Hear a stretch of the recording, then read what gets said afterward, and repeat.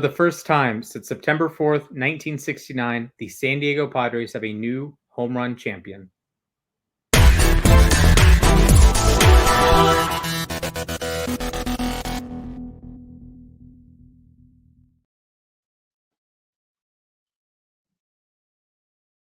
Wait for it.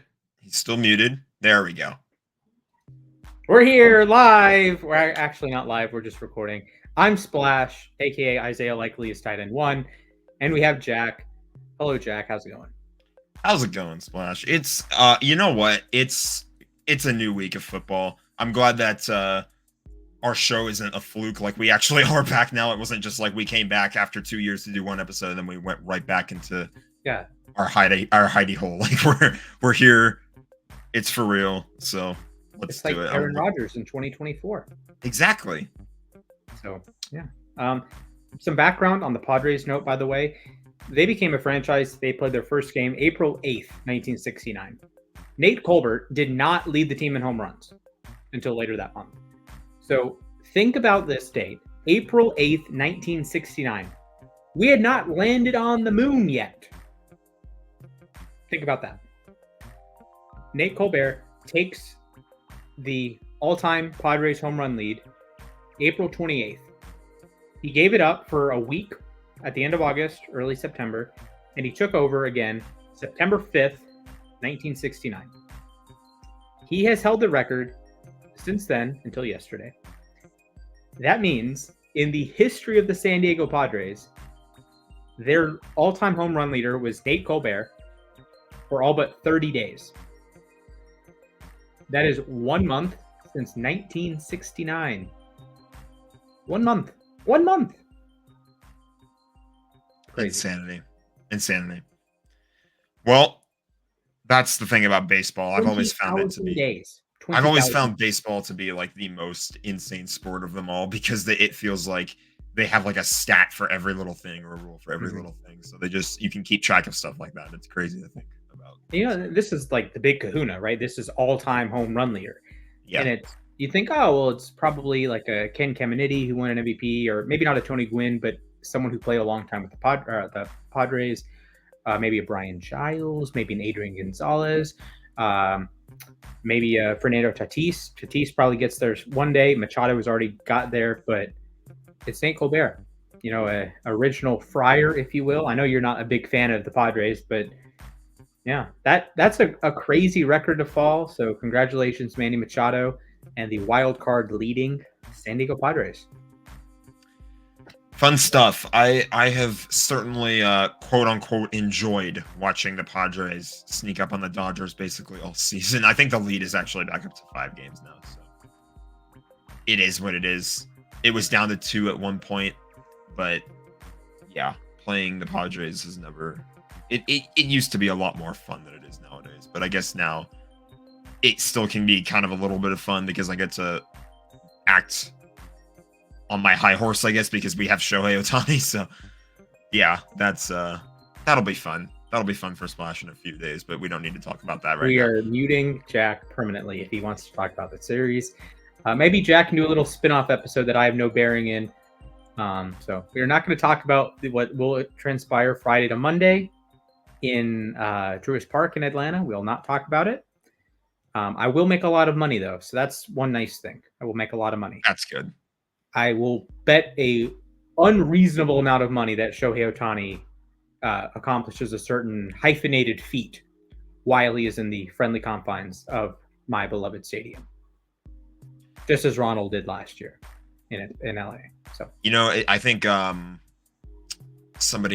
was it Pujols who got to 700 in LA? Yes. Yeah, yes. he hit 700 off the Dodgers, and I was like, of course he did. Like, Greg Amsinger predicted that at the beginning of the year. He said that Pujols was going to hit number 700 in Los Angeles at the end of the season. That's exactly what he did. That is one of the most insane predictions ever. I still find it so weird that he spent time as a Dodger. Like half a season, Pujols was in LA and decently contributed. So it's one of those things to me that, like, that's etched in my memory because, like, not to bring up bad memories for you, but Tyler Matzek struck out Albert Pujols in Game 6 of the 2021 NLCS. So that's like a core memory for me. but not many other people are going to remember, oh yeah, Albert Pujols, Dodger. I guess you remember it because he's Albert Pujols, and it's not like he's like mid. Like he's one of the greatest players to ever live. So you're going to remember he played for the Dodgers, but you might not remember, say, Andrew Jones played for the White Sox. Great player. I think he's a Hall of Famer, but you might not remember he played for the White Sox before the thing. I think that would. Huh? I think that would be a. I think that would be a fun top 10 segment later on. Or for the future is like top 10 sports players who you didn't know played for certain teams. Like, that's a good one. If you're a hockey fan, you probably have heard of Ben Bishop. Ben Bishop was on the LA Kings for half a season. Mm-hmm. Did you realize that he was drafted by X team that he never ended up playing for? Like, we all know he was drafted by the Hornets, but I'm sure there's a slew of other players like Trey Turner, Padres draft pick.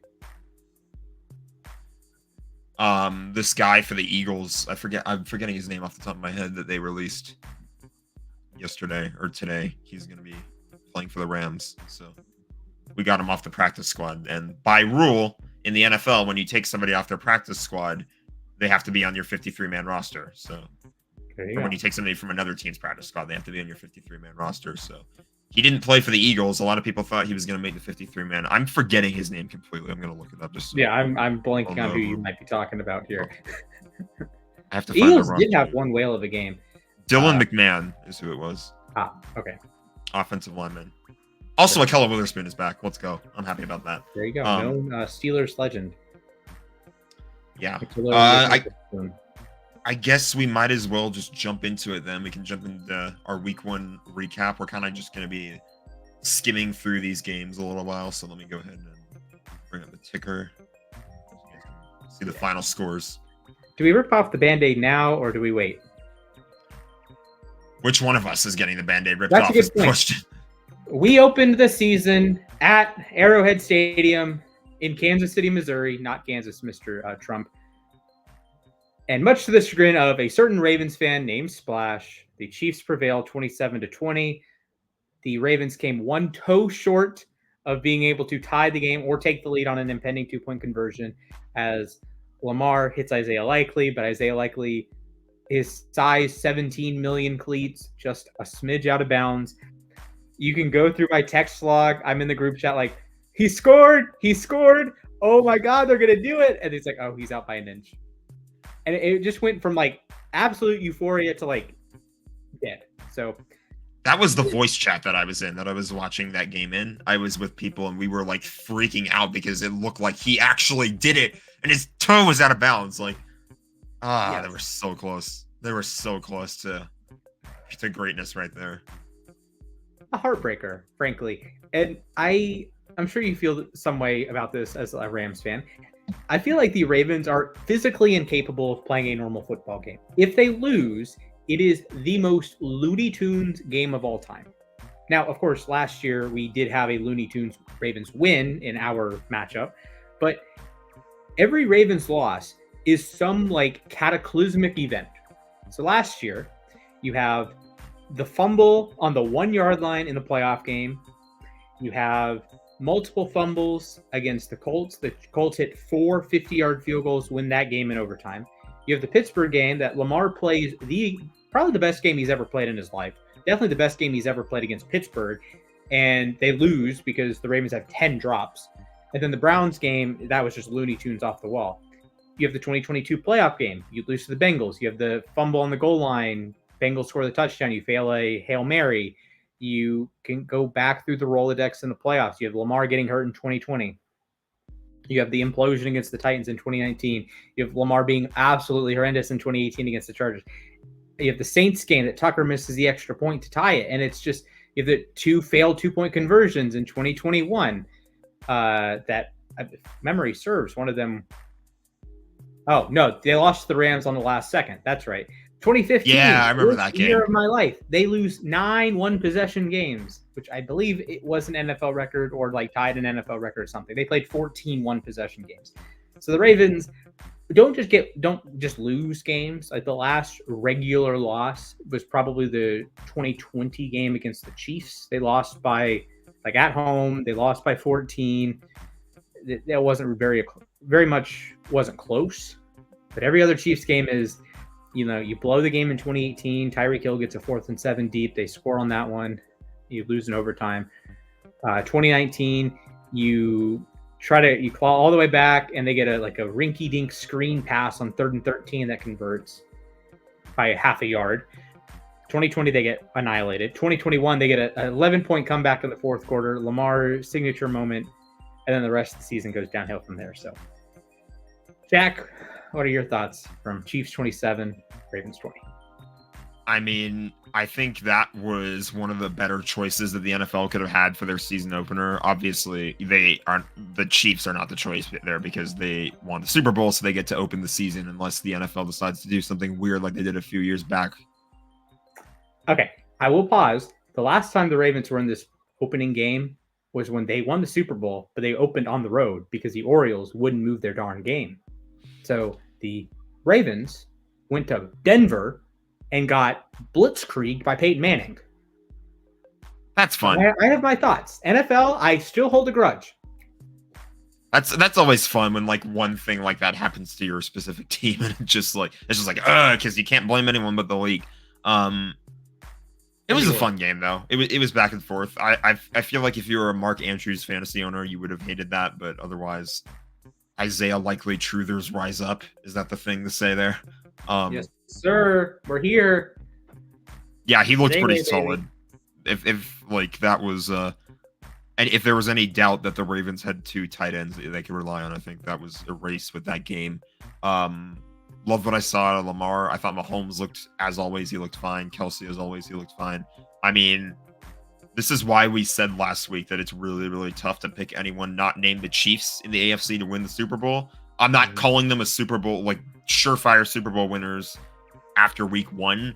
But when we do our tier list later, they're going to be probably the top tier team. So it's I don't really think that there's anyone that can upset the Chiefs right now, even though you could make a justifiable argument that the only reason they won this game was because his toe was out of bounds. The Ravens have all the momentum at that point. They have potentially the tying touchdown. If they go for 2, they probably get that 2-pointer too. So I don't know about that one, but fair. I think they do. I think they do. I don't know. Although I will say the Chiefs were gassed. Your Lamar was just running in circles. That's what I'm saying. Quite literally, he was just circling around. That was fun. Yeah. I have 2 plays I want to talk about. Then we can move on. Number 1, the most important play of the game was Patrick Mahomes catching the football. So background: 3rd and 10. Chiefs, if they convert, they can chew with the rest of the clock. If they don't, they have to give the ball back to Baltimore. Mahomes is rolling out. He throws the pass. It gets batted up in the air. 3 things can happen. Number 1, it's picked by the Ravens. They get the ball in Chiefs territory right around midfield. Number 2, it hits the ground. 2:40 left. The Chiefs have to punt. What happens, Mahomes catches the pass, similar to what Lamar did in the playoff game. He catches the pass and just goes down with it, gain of 1 or 2, whatever. Didn't gain the first down. So they keep the clock rolling. Yeah, down to the 2-minute limit. That saves them 30 to 40 seconds. They still get their normal punt off. And now Baltimore has to go the length of the field, no timeouts, which Lamar does, and puts them in a position to win the game. They unfortunately did not pull that out on the last play. And the second play I'm going to talk about is not him missing either Bateman or Zay, whoever you want to say, in the end zone, or overthrowing likely on the first down play, or even the toe at the end. It was big props to Justice Hill, one-on-one with Chris Jones on the most important plays of the game. And we have a 3rd down running back, a pass catching specialist type, like your Danny Woodhead to the world. That's Justice Hill. Think about him. Blocking perhaps the best defensive player in the NFL. With Aaron Donald gone, I think there is a conversation to be had that Chris Jones is the best defensive player in the NFL. And he is perhaps the player you most want in that situation. And The Ravens say, all right, we're going to put Justice Hill blocking one-on-one. And Justice Hill, props to you, big dog. You showed up. You made a play. You were, like just blocking you. I just The fact that you have a third down back doing that is absurd. I applaud you. Justice Hill, I have roasted on you in the past. You've had inopportune fumbles. You've been mid at times. You've had lack of vision at times. But man, those couple plays that you're blocking Chris Jones one-on-one, that is teach tape. That is teach tape for high schoolers, for college, but for peewee football kids. That is teach tape for life. Don't give up.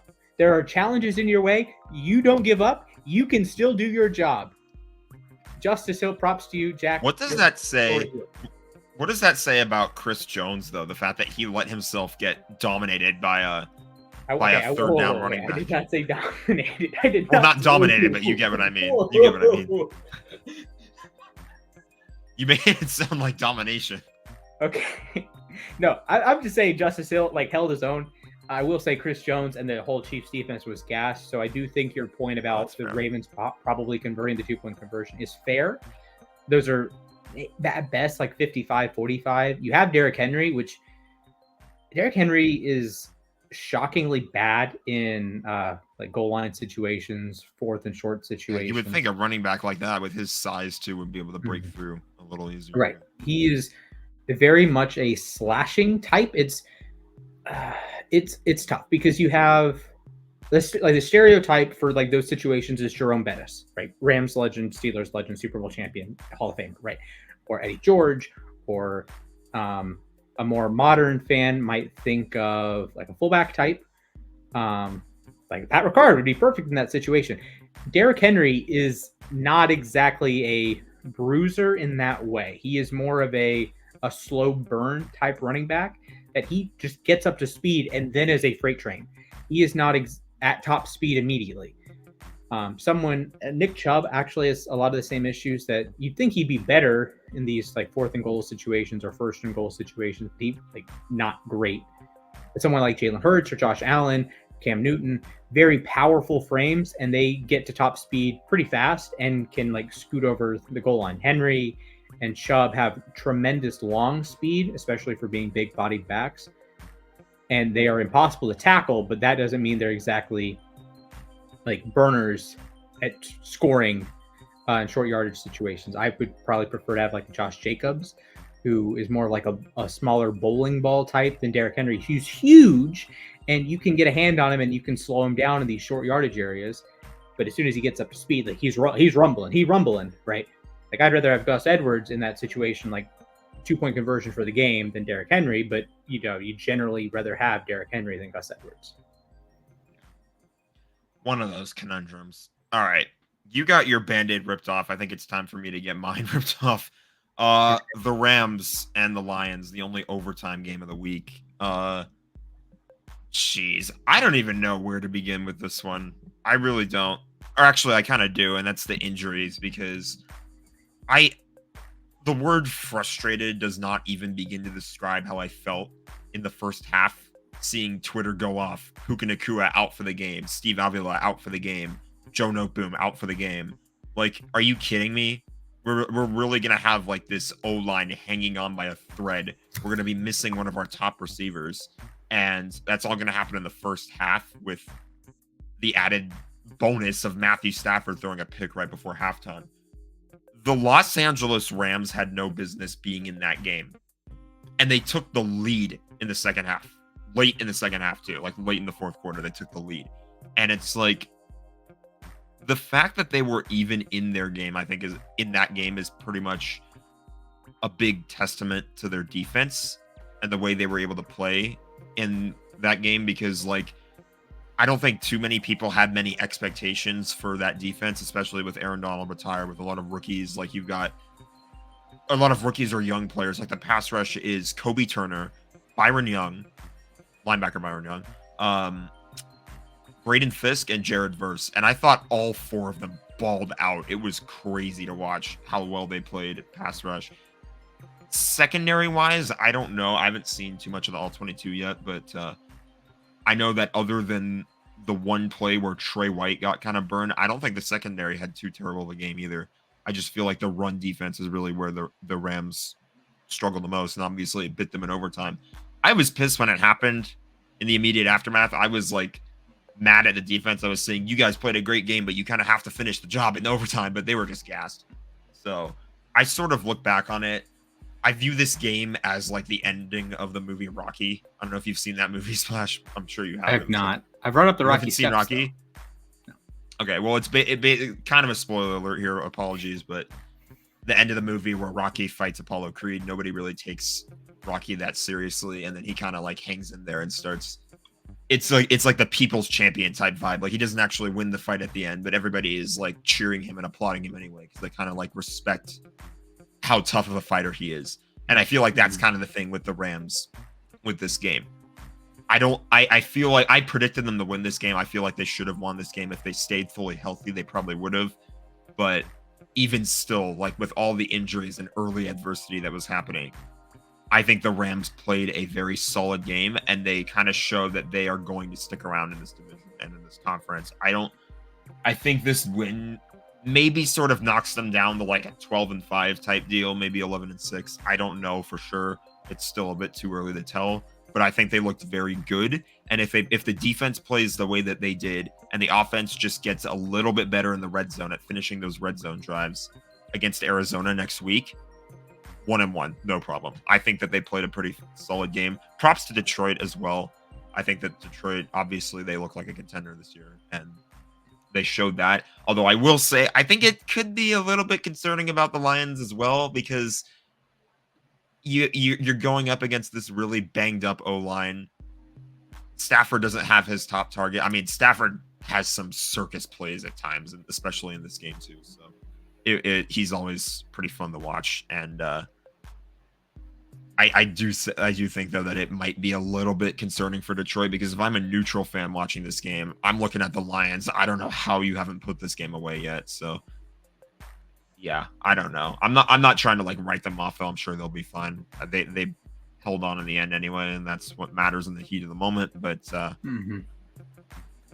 yeah, that's just sort of how I feel. I was heated when it happened. I am still a little bit salty about it, but at the end of the day, I think the Rams are going to be fine, because they're a very deep team. And earlier today, they made some signings that added depth to that O-line that can only help. So we'll see what week 2 has to offer. But I didn't hate what I saw. I just wish they would have finished the job as well. Yeah, absolutely. I think this is one of the class differences in the NFL. I think the Lions are a tier above the Rams. And when we get to our tier list, I'm sure we will hopefully come to that conclusion. And the Lions, to me, are in that group of teams that if they assert their will, they will win the football game. And for a while, it did not look like they were asserting their will. And then the fourth quarter rolls around, the later stages of the fourth quarter into overtime, and it's like, these are the games the Lions are going to win more often than not. If they get the ball first, they're going to get some first downs, and they're going to plow into the end zone with David Montgomery, probably. You know, they'll use Gibbs to slash the first 3.5 quarters. But then in the fourth quarter, it's running downhill with David Montgomery. It's Jared Goff handing the ball off. It's following Penei Sewell to the promised land. And that's exactly what they did. And the Rams are a very good team. I think they're a playoff team. The Lions are a Super Bowl threat.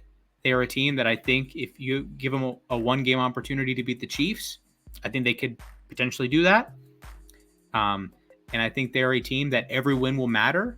Because in January, when it's, January 20th, January 25th, NFC Championship game, hey, they made it last year. If that game's in Detroit with that crowd in that environment, with Dan Campbell's kahunas out in the open, they can win that game. They can beat San Francisco or Dallas or New Orleans. Whoa, what did they do? Right? They can beat any team in the NFC. And I thought Sunday just was proof of that. They didn't play their best game, but they buckled down when it mattered. They played Detroit Lions, bite your kneecaps football. They came out with a dub. Yeah, they did. I'm going to say right now, I'm not going to be one of those fans who just defaults to using the overtime rule as trash.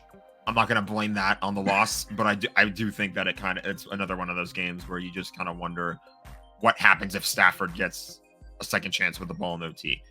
Does he actually, does he drive them down the field and score a touchdown, or does something else go down? I don't think we'll know, but I don't want to like default to using like, oh my god, overtime is the reason we lost that game. So I do think the rule is dumb, yes, but that's not my chief complaint. So while we're talking about rules, audible, dynamic kickoff. Give me 3 words on it. My first word is weird. I don't know. Okay. I don't know. It's a little bit. You forget the rules at times. You forget like what happens like if the ball goes out of the back of the end zone, or like if the ball goes in the end zone and the guy returns it, or if it goes in the landing zone, the guy has to return it. I don't like how that's a rule either. Like if it goes in the landing zone, you have to return it. I don't love that idea, because like what if by some miracle you get the ball like right at the edge, like at the 29-yard line or whatever, wherever it ends, and you want to have the ball there. You don't want to risk fumbling it, or and that's another thing too, like a late game set. I think that kind of creates a little bit of strategy though for the kicking team, because you could force them to return the ball and try to get them to fumble the kickoff or something like that, because there are a lot of returners who like, or moments where like that I can remember in recent history where the guy probably shouldn't have brought the ball out because he could have fumbled it, or he did fumble it. Like one example that comes to mind for me, be as a Rams fan, back in 2018 when Ty Montgomery ran the ball out of the end zone when Aaron Rodgers was his QB, and there was a minute 52 left on the clock. The Rams were up by 2 points, and if Ty Montgomery just takes a knee, he's got Aaron Rodgers, game-winning drive extraordinaire, as his QB, only needing to get into field goal range to win the game, and instead he tries to play hero, runs the ball out, and fumbles. So I think the dynamic kickoff does add a little bit more strategy, I guess, to kickoffs. I don't know what the single word to use would be to describe that, but I guess strategic, we'll just say. At times it can be explosive too, because we did see a kickoff return TD, but other than that, I don't really think much of it has changed. I mean, obviously they're trying to like limit injuries by like reducing. I don't even know what they're reducing. Like where you obviously no one can move until the ball is caught, or like no one can. You have you're like not certain running areas full speed for 50 yards, basically. Yeah.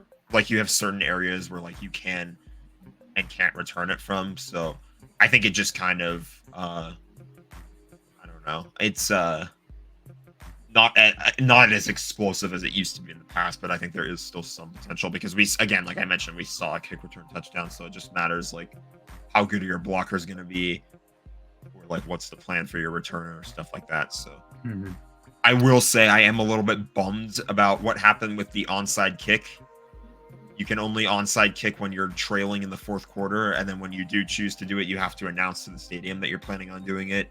It completely, in my opinion, kills everything that an onside kick is all about, because there were some moments in games where like you could be trailing in like the third quarter and you just scored a touchdown to like get within a field goal, but then all of a sudden you pull a surprise onside kick and the other team's not ready for it, and you get the ball back. I think that element being taken out of the game is so stupid, because that's what the onside kick is meant for. It's meant to catch the other team off guard. So, yeah, I think that part of it is pretty dumb. But I don't hate the new dynamic kickoff. I just think it could be improved upon a little bit, I guess. I think the first improvement is getting rid of the name. Like, it's not the XFL. Just call it a kickoff. It's a kickoff. I don't care that it's different. It's fine if it's different. It looks nice. I like the idea, but I do think it's a little bit gamified. Like it's a lot of rules, we'll say. Yeah. And like that's fine. You have to have rules, but first off, don't call it the dynamic kickoff. Just say it's a kickoff. I don't mind it at all. I didn't think it was like impeding on the game at all. I think there's, like you mentioned, a lot of strategy. There will probably be your kicker punter competition to be whoever is the kickoff specialist. There's now more strategy in that. You are trying, in theory, to kick the ball as deep as you can without going into the end zone, which was not a new strategy, but now it's even more advantageous for it to not go in the end zone. Or if you want to potentially reduce returns, maybe there's a strategy to kick it closer to the 20-yard line. So it's the 18, 19-yard line. So they're having to run up and catch it, and then they're only 10 yards away from your defenders or 15 yards away from your defenders, as opposed to being all the way back at the goal line where they get ahead of steam and can like pick a lane and whatnot. And what's the rule if it bounces in the landing zone but goes out of bounds? Is that just back to the 40 like a normal penalty? I don't know. I'm gonna have to look that up. Oh God. Okay. Yeah, I did not intend to have this conversation, but I thought about it. Dynamic kickoff rules. Again, the name is so stupid, although it does make it easier to look up for this purpose. You're reminding me of like hybrid icing in hockey. Like it's just another version of icing. They don't need to keep calling it hybrid icing. It's just right. It just confuses me every time I load up NHL. It's like, what is hybrid icing? How is that different than regular icing? I don't know. I do know, but discussion for another time. What are you asking for? If you land it in the zone but it goes out of bounds, like a coffin corner punt type.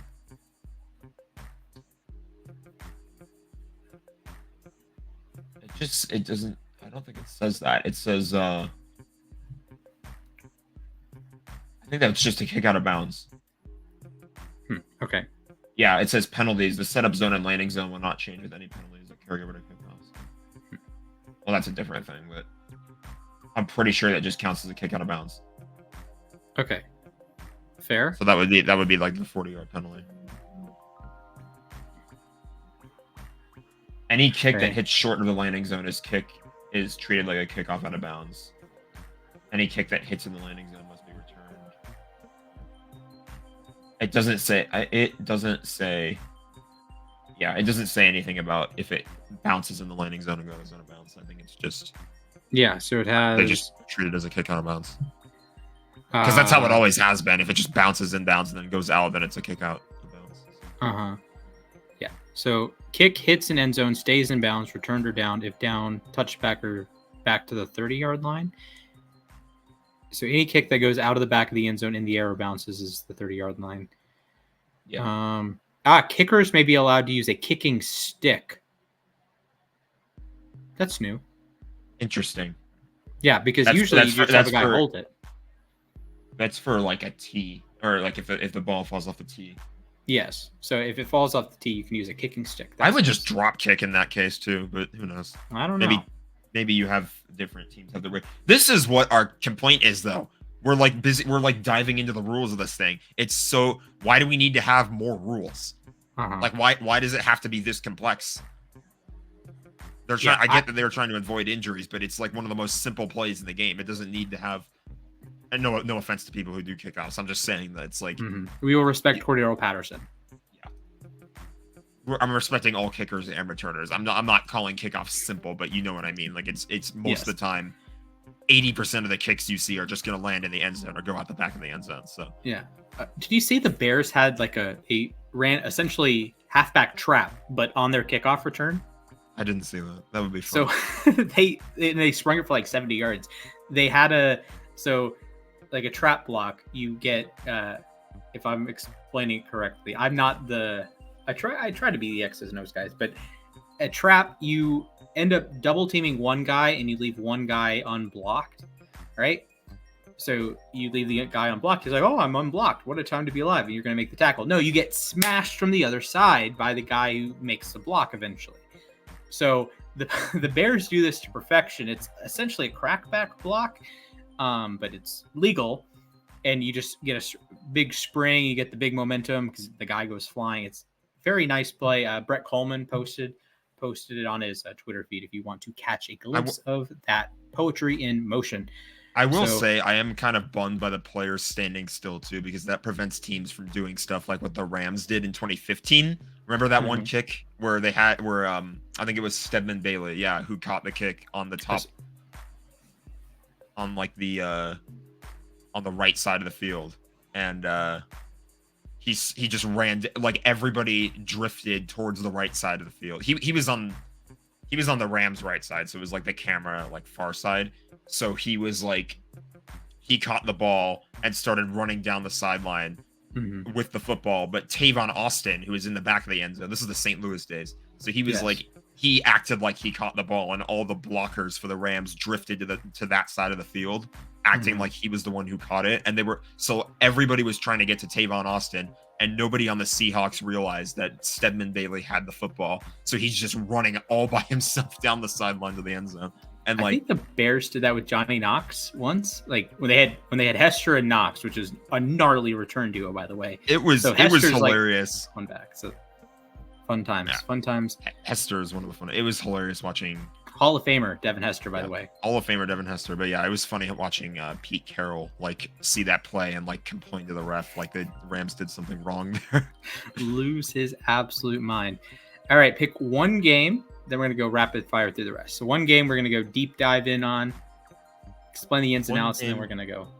It's a little tricky to pick because I was telling you before the show, I was watching Red Zone just to kind of skim through everything, just because it was exciting to have Red Zone back and have Scott Hansen on my TV. 7 hours of commercial. 7 hours of commercial-free football. Let's see.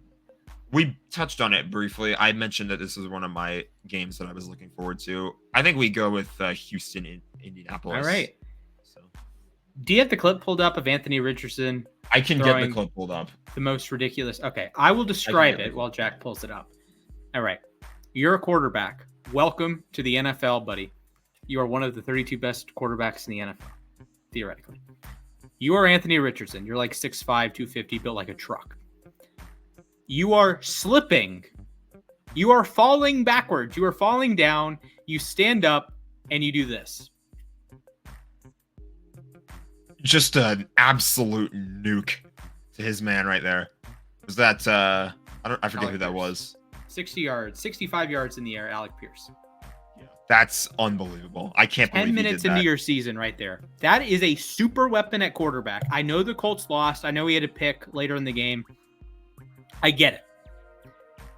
The Colts have a quarterback. The Colts have a super weapon. The Colts that was the question that we needed answered. That's what I said last week. I was saying like that was my one question because Anthony Richardson wasn't known for staying healthy, and obviously maybe that might be a little bit of a concern there. But like, I don't think there's any doubt in anyone's minds that he can ball. When you do something like that, oh my god, like that was absurd to watch. Like I can name maybe like 2-3 quarterbacks that can do that. I don't know if I actually can on the spot. Mahomes can do that. I think I would trust Mahomes to do about just about anything on a football field. I think Allen can do that, and I think Herbert, like Prime Rodgers, probably could. But obviously, you don't want your quarterbacks in that situation. And fair enough, that's one play. Jamarcus Russell is the most impressive throw I've seen in my entire life. That doesn't mean he was a good quarterback. Baker Mayfield threw the ball 70 yards in the air one time. That doesn't mean, well, actually, Baker's awesome now, but I think Baker's a great quarterback. Do you remember PJ Walker's Hail Mary against the Falcons? I think so, yeah. That is the most absurd completion I've ever seen. Was that the AJ Brown catch, or was that something else? That was DJ Moore. Like, Hail Mary. I do remember that. Yeah. Hail Mary to tie the game against the Falcons, and then Eddie Pinheiro goes out and misses the extra point after DJ Moore slams his helmet. That was an iconic game, even though both teams suck. So my thoughts. Sometimes the games between two sucky teams is fun to watch. Very true. It can Colts, be like you have your super weapon at quarterback. You have joined Baltimore, Kansas City, Cincinnati, Houston, LA. I think the Chargers. We can talk about Justin Herbert in a little bit. You have your super weapon at quarterback. Congratulations. You have joined the rest of the AFC. You have your super weapon. He is absurdly talented. Please, for the love of all things holy, stay healthy. Just please, Anthony Richardson, I'm begging you, stay healthy. Please. You guys are hearing a bit of squeakiness. That's not mic feedback. I apologize. My Blue Yeti is not Houston, CJ Stroud, you are a menace to society. And unlike the quarterback you replaced in Houston, you're actually a positive menace to society. Unreal performance once again. I don't think we need to get into that discussion. Yeah, we're not going to get into that discussion. The Browns got their behinds whooped. But we'll talk about that later. CJ Stroud, awesome. Stephon Diggs looked good. Yeah. CJ Stroud you bring in Joe Mixon and let Joe cook. He was mixing it up back there. It's good. I don't want to say juggernaut Texans team. I still have some questions about the defense, but it's a good Texans team, and I think it's a good Colts team. I think both of these teams are going to be right in that hunt for a wild card spot, win the division, get that playoff hunt. I'm sold on both of them. I'm sold on Anthony Richardson being a super weapon at quarterback. I'm sold on him being like a top half of the league quarterback in theory. We can do a quarterback ranking later in the week. I'm sold. That was a great football game. Just Yeah, that was phenomenal very fun. football game. If I would have actually like paid attention and picked that one as my game to watch instead of just sticking the red zone, I probably would have watched that game. Like that was a good old fashioned divisional showdown. You want games like that as a neutral fan. You want to see games like that with the two teams like going back and forth and looking like they might be juggernauts. I don't know if they are yet. Like you said, some defensive questions still, but at that point, that's just one of those games. It's like you get a game every now and then where it's just going to be a shootout, and yeah. So I think that both teams have shown great signs. I'm looking forward to seeing what they do for the rest of the year. All right, absolutely. Let's start rolling through rapid fire here. Friday Night Football. I have a fun nugget why you can play a Friday Night Football game. But Philly 34, Green Bay 29. Jordan Love exits with an injury in the final minutes. That to me is the takeaway here. These are just two good teams. They're both probably playoff teams with a healthy Jordan Love, but that just absolutely sucks. Yeah, when you lose I your hate quarterback, that. when you lose anyone in the dire stages of the game that you're probably not making the comeback, so you don't need him on the football field. You're only down 5 though, so you want to, maybe there's a miracle, but then the inverse miracle happens. And he's going to be out at least this week. Malik Willis is starting against the Colts. I will say by that. So yeah, I will say that Jordan Love did make a pretty nice long completion right before the play where he got hurt. So I don't think I would have ruled it totally impossible for the Packers to get the job done there. But at the end of the day, it absolutely sucks when a player gets hurt on a play like that, especially when it's a key contributor. Like I don't have the Packers winning any games when he's out. So. Yeah, I think they can beat Indianapolis at home. That's nice. Maybe the home field advantage always helps in Green Bay, so that should tell you.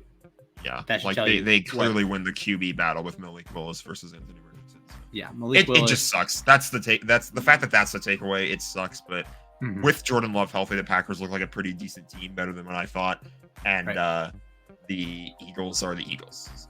Yeah, I think the Eagles are going to be very good. Let's head down to the Bayou. Saints 47, Panthers 10. We need to talk about this game that much, sure. Yeah, pack it in. Carolina, your season's over. Derek Brown, quite literally, your season is over. Unfortunately, he had a meniscus injury, so he will miss the entire season. That must suck. So hope speedy recovery for Derek Brown, one of the, top 10 interior defensive linemen in football. Carolina, just burn it to the ground. Every heads should roll. Bryce Young, I don't know. And the problem is Carolina. I'll give you a question to think about. If Carolina had the number 1 pick last year, instead of trading it to Chicago, would they have taken Caleb Williams? Just think about that for a moment. I think that's Carolina. You are in a horrible situation. And this is not a good draft to need a quarterback. Last year, you had a generational Caleb Williams, and then you had pretty solid options in Daniels and May behind him, and then even options later in the first round with Penix and Nix and co. This year is not the year to need a quarterback. This year, you have the tackle from Pierce from Tennessee. He's projected to be the number 1 pick. You don't know who the top quarterback is going to be. And it doesn't look like this is a year to need a quarterback. But Carolina stinks. They are not going to win more than maybe 3 football games the entire year. The defense stinks. The offense stinks. They're trying to run their offense. Maybe Jonathan Brooks, when he gets healthy, they'll be okay. But running the ball at least, because Carolina does like to run the ball. You are throwing to incompetent receivers. You are throwing to incompetent tight ends. You have an incompetent offensive line. There is no part of the Carolina Panthers that is good at football. Sorry. CJ Stroud is in what, year 2, year 3? Yeah. Stroud is in year 2. Bryce Young, year 2. Bryce Young, year 2. Sorry, I said CJ Stroud. Yeah. I got them confused for whatever reason when they got drafted, and I'm still getting them. Dave Tepper, I think, also got them confused. Yeah, Dave Tepper also got them really confused. Good Lord. What a waste of a draft pick. I will say that, Bryce Young has never had the supporting cast Valid. And I think that's a pretty fair assumption to have. So I think if they maybe build around him a little bit, I think then you can kind of see, like, is he truly going to be the guy? Does he have the capability to be the guy when he has the supporting cast? Because sometimes quarterbacks are weird like that. If they get the right supporting cast, maybe, just maybe, they're going to be able to ball out.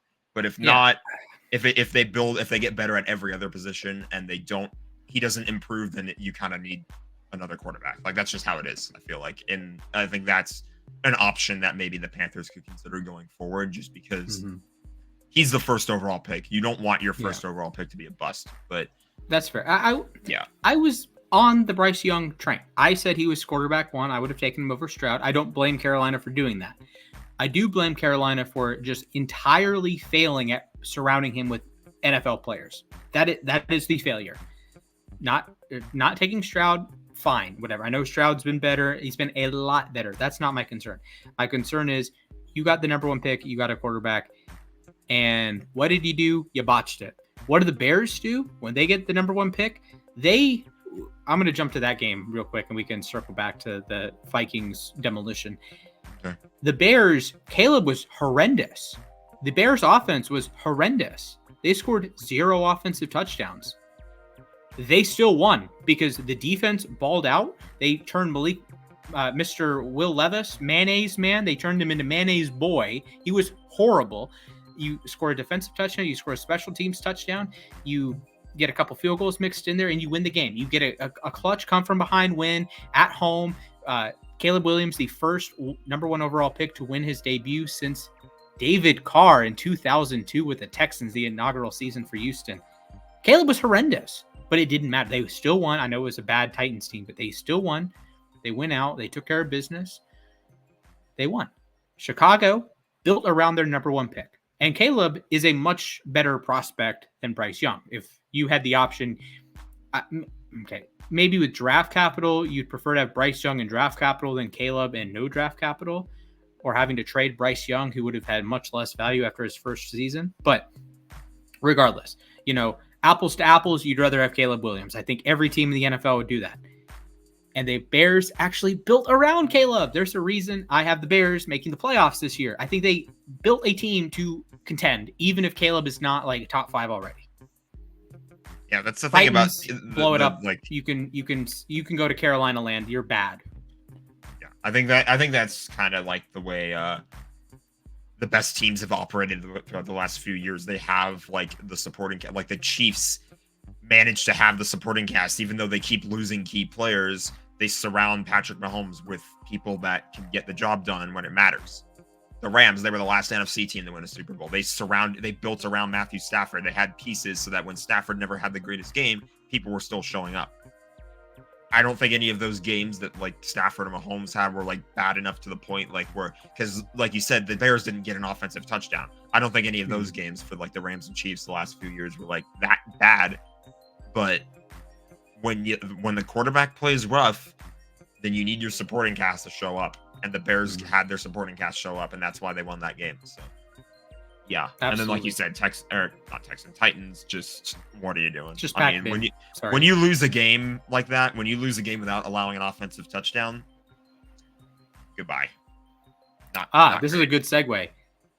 The Pittsburgh Steelers also won a game without scoring an offensive touchdown.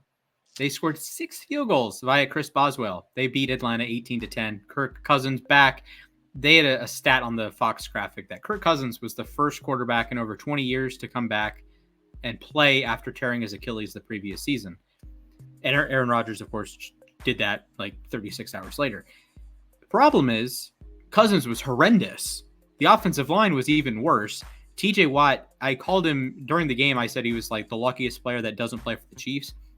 He ends up with a 95 PFF grade. Should have had 3 or 4 sacks. Had 2 sacks nullified by penalty. The game ended with a Watt sack because, of course, it did. He recovered a fumble, although that was the lucky play that the Falcons just botched the snap, and he's right there, falls to his side. So Watt's insane. Patrick Queen missed some tackles, so he and Roquan have a lot in common right now, being bozos. Big day for I'm blanking on the corner. Big day for the corner. I'm blanking on his name. Joey Porter locked down Drake London, so that was good to see if you're a Steelers fan. I hated that in fantasy. I have do Drake London be in like one of my that. leagues. So Yeah. Pittsburgh is on top of the AFC North, much to my chagrin, much to everyone's chagrin. But I did pick them in my pick'em league, so we're okay. TJ Watt, that's kind of all I gotta say. Yeah. When TJ Watt is on the field, the Steelers are a different animal. So Just and phenomenal it's performance. it's sort of basically what I meant. Like I don't think their offense was too explosive. They didn't want to start Justin Fields. They wanted to start Russell Mhm. Wilson, but Russell Wilson's hurt, dealing with an injury. But yeah, when you have those offensive games where your offense isn't really that explosive, but your defense is still getting the job done, the Steelers are like that kind of team. They just win those rough, weird games like that. So Got another rough, weird game featuring an AFC North team. That's Patriots Oh, boy. 16, Bengals 10. Believe it or not, Cincy, Joe what are you Shiesty doing? goes down in a heap. What in the world are you doing? Like, oh, this is not the Cincinnati Bengals. No. Dude got rid of his long hair and he just fell apart. Looks like Eminem, but unlike Eminem, Looks like Cody Rhodes. I started watching WWE, so I can Oh, make that reference dear. now. yeah. So just an objectively bad performance by Cincinnati, and this is the kind of team that I'm going to juxtapose this with Detroit. When Detroit imposes their will, they will beat you, unless you are one of the superpower teams or a team that can also impose their will, like San Francisco, Baltimore. Those are the teams that I generally think can impose their will on you. Kansas City will just outclass you because they have number 15 and you don't. Baltimore, San Francisco, and I would say Buffalo is in that realm with Mahomes, but he just does it a different way with more turnovers. Baltimore, Detroit, San Francisco, they can impose their will on you. Cincinnati is the best team that will just let you impose their will on you. They will just they are begging you to run the ball right down their throat. They are begging you to give the ball to their running back, your running back 30 times. They are begging you. They are pleading with you. Please dominate us. Please dominate us. And the Patriots said, yes, this is how we win games. This is how Jacoby Brissett wins games. This is why we have Ramondre Stevenson. Yes, yes, yes. And that's why the Patriots won the football game. Yeah, I don't think I need to say anything more than that. That was just look, I think the Bengals will be fine realistically. I don't think that they're gonna like completely fall on their faces all year, but that was not a great time to be a Cincinnati Bengals fan. It's I like their all orange uniforms at least. That was that was losing in style, I might say. And another, it's like the Chargers almost all the time, but they didn't lose. So. Another nice jersey. The Giants, cruddy team. Montreal Canadiens. I liked the jersey. I really liked the jerseys. You like that? Sam Okay. Darnold comes in to his former stomping grounds and stomps all over the Giants. Daniel Jones, disaster. Vikings 28. Vikings 28. Giants 6. I hope I picked the Vikings to win that game. I can't don't have much remember, of a takeaway from that game. I actually picked the Giants because I'm a moron.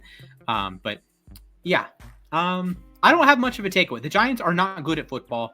The Vikings may not be good at football, but they pantsed other professional football organizations. So good job, Minnesota. Good job, Sam Darnold. They, to me, are an enigma right now just because Sam Darnold, I think I didn't expect him to ball out the way that he did because obviously my expectations of the Vikings this year are lower than they should have been because JJ McCarthy went down and I don't really trust Sam Darnold that much. Sam Darnold kind of balled out though. He started with I think 11 straight completions, something like that. Yeah. I thought he looked pretty solid. I don't have any qualms with Darnold. I think at the same time, though, I think it kind of also says something about how worse the Giants are than how good the Vikings are. Yes. And I think a better team will be able to take advantage of that. So, of like some struggles from Sam Darnold. So I think the Vikings are kind of a wait and see team right now because now I think the possibility kind of does exist in my mind that they can win a bit more games than I only predicted them winning like 3 or 4 games. Okay, so, I think they're going to win more than that. Maybe 7. Maybe higher, actually. I don't have my predictions in front of me. It could be pretty bad. I don't actually have any qualms with Darnold. I think this is probably the best situation he's had in his entire career. San Francisco, not. Jeez, yeah, no, I have them at 3-14. Oh God, ooh boy, ooh. That might be a bit low now that I looked at how they played. But, yeah, like I said, wait and see team. Not great. We'll go on to the game that had the aforementioned kickoff return touchdown. Bills 34, Cardinals 28. Josh Allen shows out 2 passing touchdowns, 2 rushing touchdowns, only 1 turnover. Kyler Murray misses Marvin Harrison on the biggest play of the game. I actually don't have any problems with that. It was designed to go to the other side. That's fine. I know it looks bad and it looks, oh, your Marvin Harrison's wide open. Sick jerseys, by the way. Cardinals, this is the first time in my entire life I'm saying this. The Arizona Cardinals have a good uniform combination.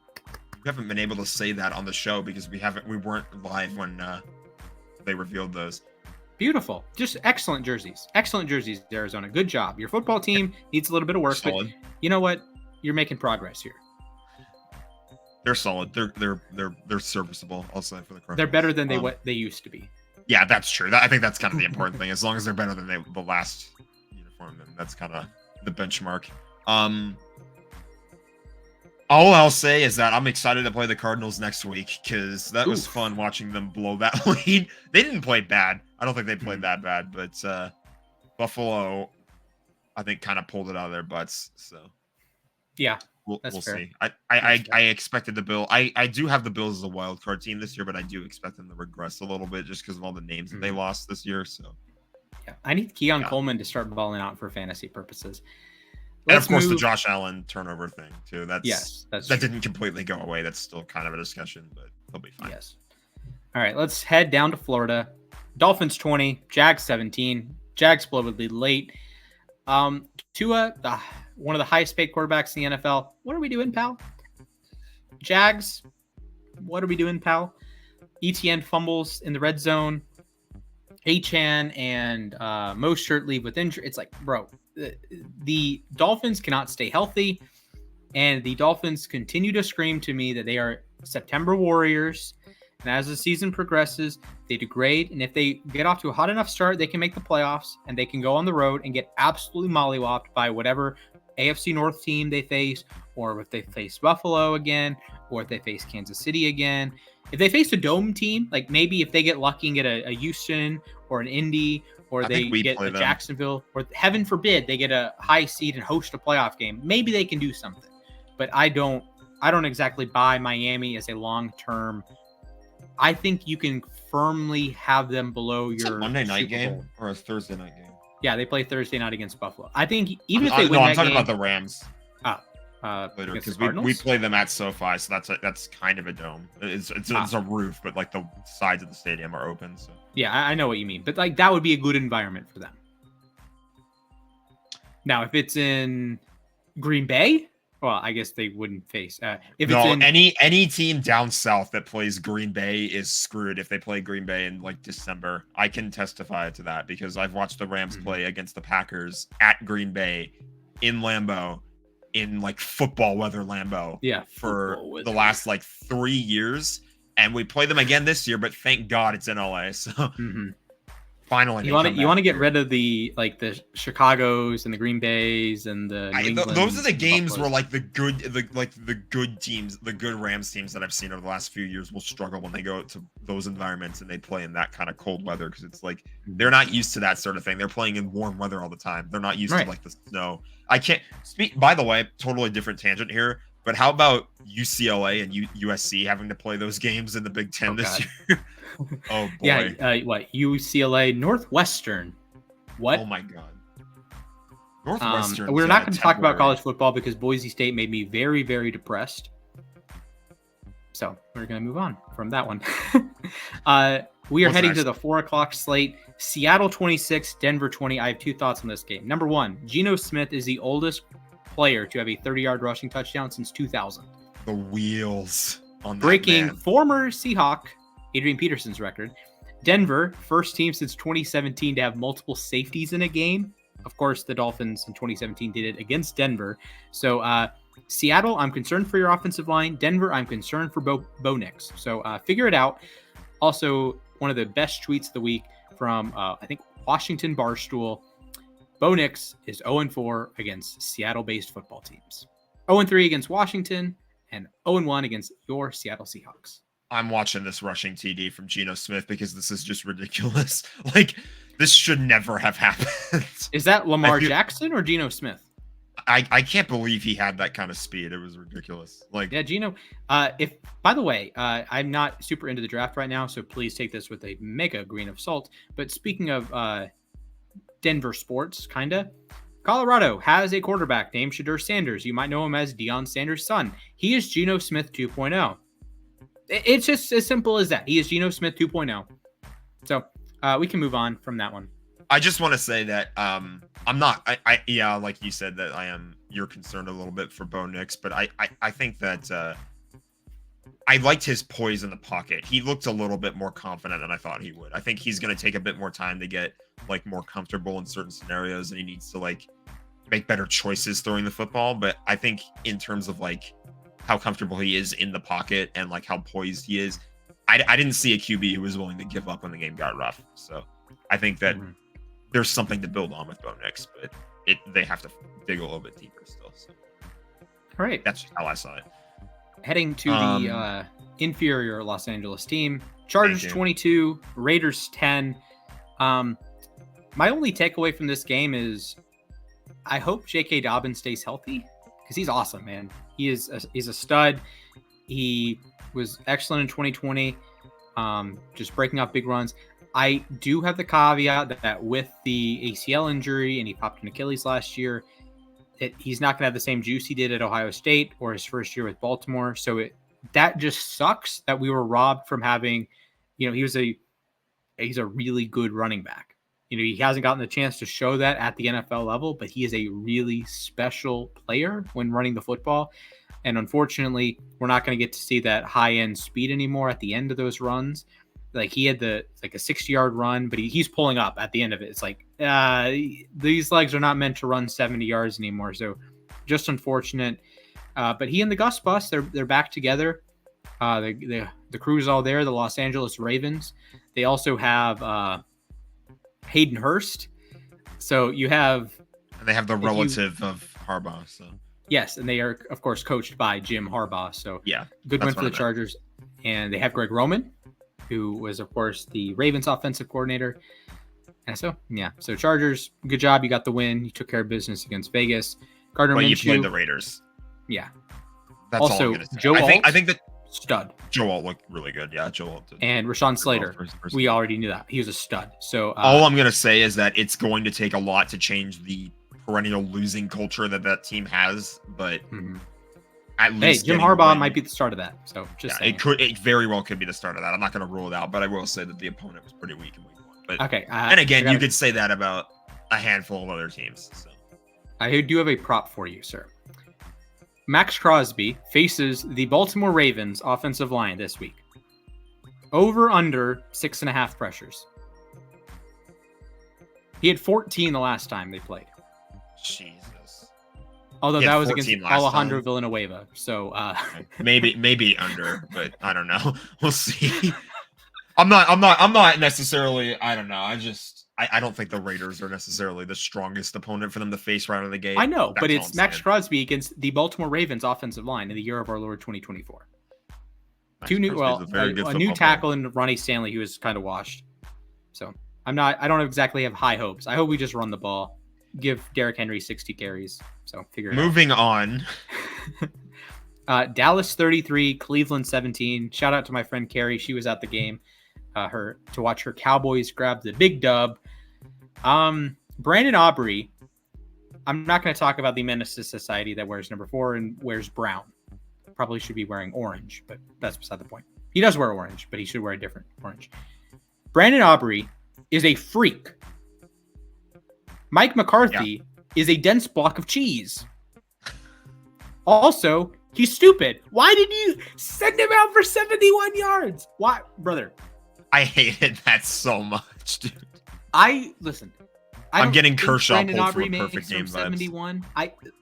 I need to see it to believe it, right? I didn't think Tucker was going to hit from 66 against Detroit. He hit it. I believed it. Great. You send Brandon Aubrey out to hit from 71. He made 66 easy. You send him out from 71. Yeah, I mean, no Mike disrespect. McCarthy, I don't want to root for people to lose their jobs. Mike McCarthy, I'm firing you. I am firing you. Jerry Jones, hotline right now. Hey, Jerry, fire the bozo that runs your franchise. All right. Again, I mean, no disrespect to Justin Tucker at all. He's the best He's kicker, I washed. think. But You can just say it. He's washed. what I was gonna say was both of these kickers, both Aubrey and Tucker, have made 66 yarders, and Tucker's bounced off of the crossbar and went in. It needed I'm not gonna say lucky bounce, but it needed a bounce to go in. Aubrey just hits it clean through the uprights. Oh my Like, god, that was absurd. Oh my god, like this guy. Send him out from 71, bro. I should have signed him in fantasy. I really should have looked at for him in fantasy. I was going to still take have him, kickers, but I was in a draft with a Cowboys fan, and I'm like, he's going to take Aubrey. He's going to take Aubrey. And I texted him, do it. You know you want to. Do it. And he takes Brandon Aubrey. People probably were like that when I went to go grab Puka in both of my leagues, and now he's on IR, so that's fine. Yeah, I did not get Puka in my 6 leagues, so whoops. All right, moving on. Bucks 37, Commanders 20. This game was on my television screen. Let me tell you. Let me be probably the first to tell you in quite a while. Baker Mayfield is a top 10 quarterback. He's here. He's him. I know Washington has a suspect secondary. And I know he has some help in Chris Godwin and Mike Evans. Baker Mayfield is a dog, D-A-W-G. He is a baller. And I'm going to actually take this back to his Browns tenure. It means a lot to me that the play that determined if the Browns would make or miss the playoffs, the Cleveland Browns said, we're not going to throw it to Cooper. I actually don't think Cooper was on the Browns yet. We're not going to throw it to Odell or Landry. We're not going to run it with Chubb or Hunt, or we're not going to do any of that.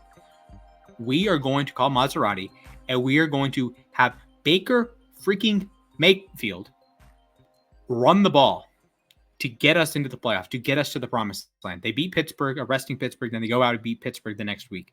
There are not many plays that I can remember, like what the name is. Wasp, famously, I do remember what that play is called.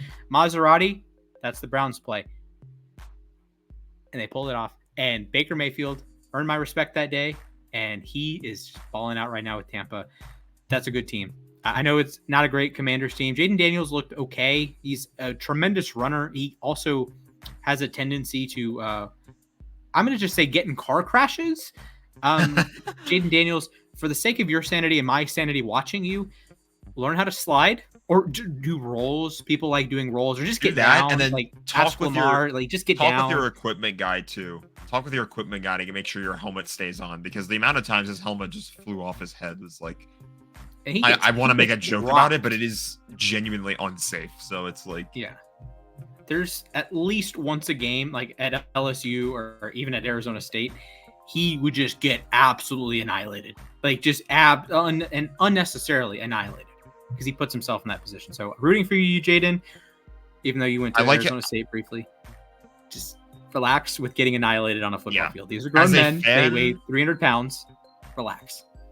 As a fan, I would appreciate if I was a Commanders fan that I had a quarterback that was willing to throw himself into that situation, or who was brave enough to do that. I would use that bravery elsewhere. That's all I'm saying. Because my bad. We have breaking news. Christian McCaffrey will not be playing on Monday Night Football. That's how we all felt. That's how we found out. 7 o'clock rolls around Monday night. We're all thinking, okay, McCaffrey 1.1 in fantasy. He's going to cruise to 20 points. Everyone had their anytime touchdowns, maybe even 2 touchdowns for McCaffrey. And just like a bomb in the middle of your Monday, bada bing, bada boom, he's out. Jordan Mason is the starter. So if you were fortunate enough to have Christian McCaffrey and be the number 1 draft pick, you probably don't have an option to replace him, because you're not obviously going to cut McCaffrey, and no one's on a buy, so you can't cut anyone else. So Christian McCaffrey, Kyle Shanahan, and friends say, screw your fantasy teams, screw the New York Jets. We're going to go grab the dub, and that's exactly what they did. They pummeled the Jets. The Jets, to me, had no shot in this game. Aaron Rodgers was not bad by any means. This felt like a game. This was a class difference. This is the exact same game as Lions Rams, exact same game. In a way. Yeah, but the Niners actually asserted their dominance early on in the game. They did have to settle for 6 field goals, but I think I drank the Jets Kool-Aid a little too much before this game. I kind of thought that they would have a lot of positive momentum on their side. They got a healthy Aaron Rodgers. They still have some pretty key pieces, and I don't think the Jets are going to be a terrible football team, but oh man, that didn't look great at all from them. So I really overestimated them. I'm not going to underestimate the Niners, although I do think that they're not going to make the Super Bowl this year. But I don't know. Well, I think I was just a little. I think I was just a little too high on the Jets. So I don't think I'll be making that mistake again. But I don't think I can justify picking them for that game. I really can't. That was bad. So yeah, I'll take my L and move on. We'll get into our tier list at some point, but this was to me just a tier difference. This was one team is a Super Bowl threat. The next team is they might make the playoffs. I would not be shocked if the Jets made the playoffs. I would not be shocked if they missed the playoffs. They have flaws on their team, and I think they're going to be a difficult. If you are a better team than the Jets, you should beat the Jets. They are, to me, not a team that I think will give much difficulty in that regard, but I do think they should be able to take advantage of worse teams that don't have Nick Bosa and don't have a dominant rushing attack and aren't going to bully you at the line of scrimmage. I think San Francisco can do that. I think Baltimore can, in theory, do that, at least with their rushing attack. The offensive line is pretty garbage, but Cleveland sometimes can do that, and the Lions can do that. And the Chiefs just have Mahomes, and the Bills just have Allen. So you're kind of at a loss there anyways. But if you can dominate in the trenches, it still wins you football games. Yep. Football games Williams, more often than people realize are won and lost in the trenches. So that's just how it goes. Even today, even in the high-octane passing offense, although passing totals were really rough this week. Oh, boy. Jeez. Felt like every quarterback was under 200 yards. It's like besides like Lamar and Mahomes, they'd like sailed way over. I'll pull up the leaders in passing yards. I'm pretty sure Stafford had like 300 plus or something. He threw the ball so many times though. It was crazy. Like Kupp had 14 receptions. Yeah, Kupp was going absolutely bananas. But the don't say he's back. He never left. That's all I'm gonna say. Baker went 289, Carr 200, Allen 232, Stroud 234, Darnold 208 and 2 touchdowns. Those are the passer rating leaders. I'm pulling up the okay. Yards. Leader in yards, Tua 338, Stafford 317, Mahomes, Baker, Hurts, Jackson, Love, Minshew over 250. So 8 quarterbacks got to 250, 15 got to 200. Poor Caleb Williams went 14 for 29 for 93 yards. Bryce Young 13 for 30 for 162 picks. Wow. Not exactly ideal there. No. Pick 6 for both Levis and Jones. That was not exactly ideal there, I'd say. Not exactly ideal. All right. Jake Haener threw a pass. I feel like that's notable. Jake Haener. Good job. Fresno State legend. I liked you when you were coming out of the draft. Well, we've gone through tier time. We've gone through all of the games in week 1. I think we're going to skim through week 2 a little bit because we've already been recording for an hour. But it is time for the glorious return of our favorite segment. Hear this. Beautiful. We'll get rid of the ticker. Yeah, we're here. We've made it. We're back. You're so back. We're going to be... I should edit this out and put it into a clip as soon as we take the ticker down. Yeah, honestly. So I'll do it. I can do a bit of a soft intro and we can cut from there. That sounds good. Welcome in to week 2 tier this. After a resounding week of football games, 16 games, 32 teams, we are here to rank. We are to tier list the NFL teams. Jack, we are going to start with your team, the Los Angeles Rams. They're going to be our middle of the road mark. They're going to be our Andy Dalton line, if you will. I think they're better than the Andy Dalton line, but yeah, Jack, please put your Rams on the screen. I've got them as playoff contenders, in my opinion. I think they can still compete for a spot. I know that they've been, the injuries are certainly going to be a concern just by the sheer amount, but they are a very deep football team, and they were realistically a lot more competitive than they probably should have been against Detroit, and they're only going to get better with time as the year goes by. Guys are going to start getting integrated into the system. I love the fact that they brought back Ahkello Witherspoon too. That's going to help that secondary a ton. Mm-hmm. So yeah, I think that the Rams, it's going to suck to see Puka Nacua out. I hate how the football gods never let us see healthy Kupp and healthy Nacua at the same time, but man, they've got weapons at receiver. We saw that with Tyler Johnson of all people last week. So Minnesota legend Tyler Johnson. I think so. Yes. Tampa Bay legend Tyler Johnson. Yes, I know go he played for Bucks. Tampa, yeah, so. Yes. Yeah. Famously, Tyler Johnson, hockey player. Tyler Johnson, football player. Yeah, exactly. No, we're talking football player here, and Darn. I hope the only thing I hope to see out of the Rams is Jordan Whittington gets maybe some more touches next week, but I think he's got a pretty good opportunity, and there are some rookies on that team that are going to get invaluable playing experience. So, and when Stafford and Kupp are healthy, they can still win games. I love their pass rush too. Fisk, Turner, Young, Verse. I can't forget about Jared Verse. So, yeah, the Rams playoff contenders in my opinion. So I have a smidge of pushback. I think they are, if we had a tier between playoff contenders and playoff hopefuls, I think the Rams would be like the quintessential team in that tier. I do not trust the defense. I trust the offense. I trust Stafford. I trust McVay. I trust Kupp. I trust Kyron Williams. I trust Joe Noteboom when he's in the game. I do not trust the backup left tackle who got annihilated by Aiden Hutchinson as soon as Noteboom left. But hopefully Noteboom is back soon. Noteboom, I think, went on IR, but I think you're talking about AJR Curry is who you're referring to. Yeah, they already signed a replacement for him off the practice squad. So great. So, and he's a veteran. He has experience, and that's kind of all I need because our Curry, he was mid. I'll say he didn't. It was not great. He did not. He didn't play shine the himself. level he probably should have. But the O-line held on for long enough for them to compete, and he deserves some of that credit. But he should have been a little bit better. I hated that face mask penalty too, because Whittington would have had his first career touchdown if he didn't take that face mask. So. All right.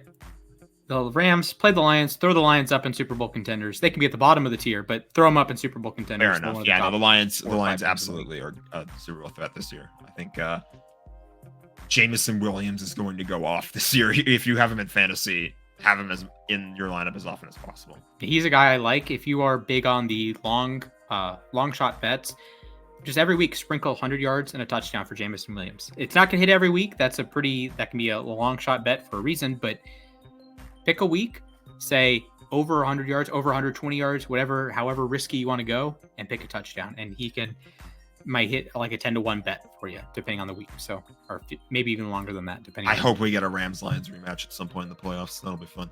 It's a lot of fun. All right, Arizona Cardinals.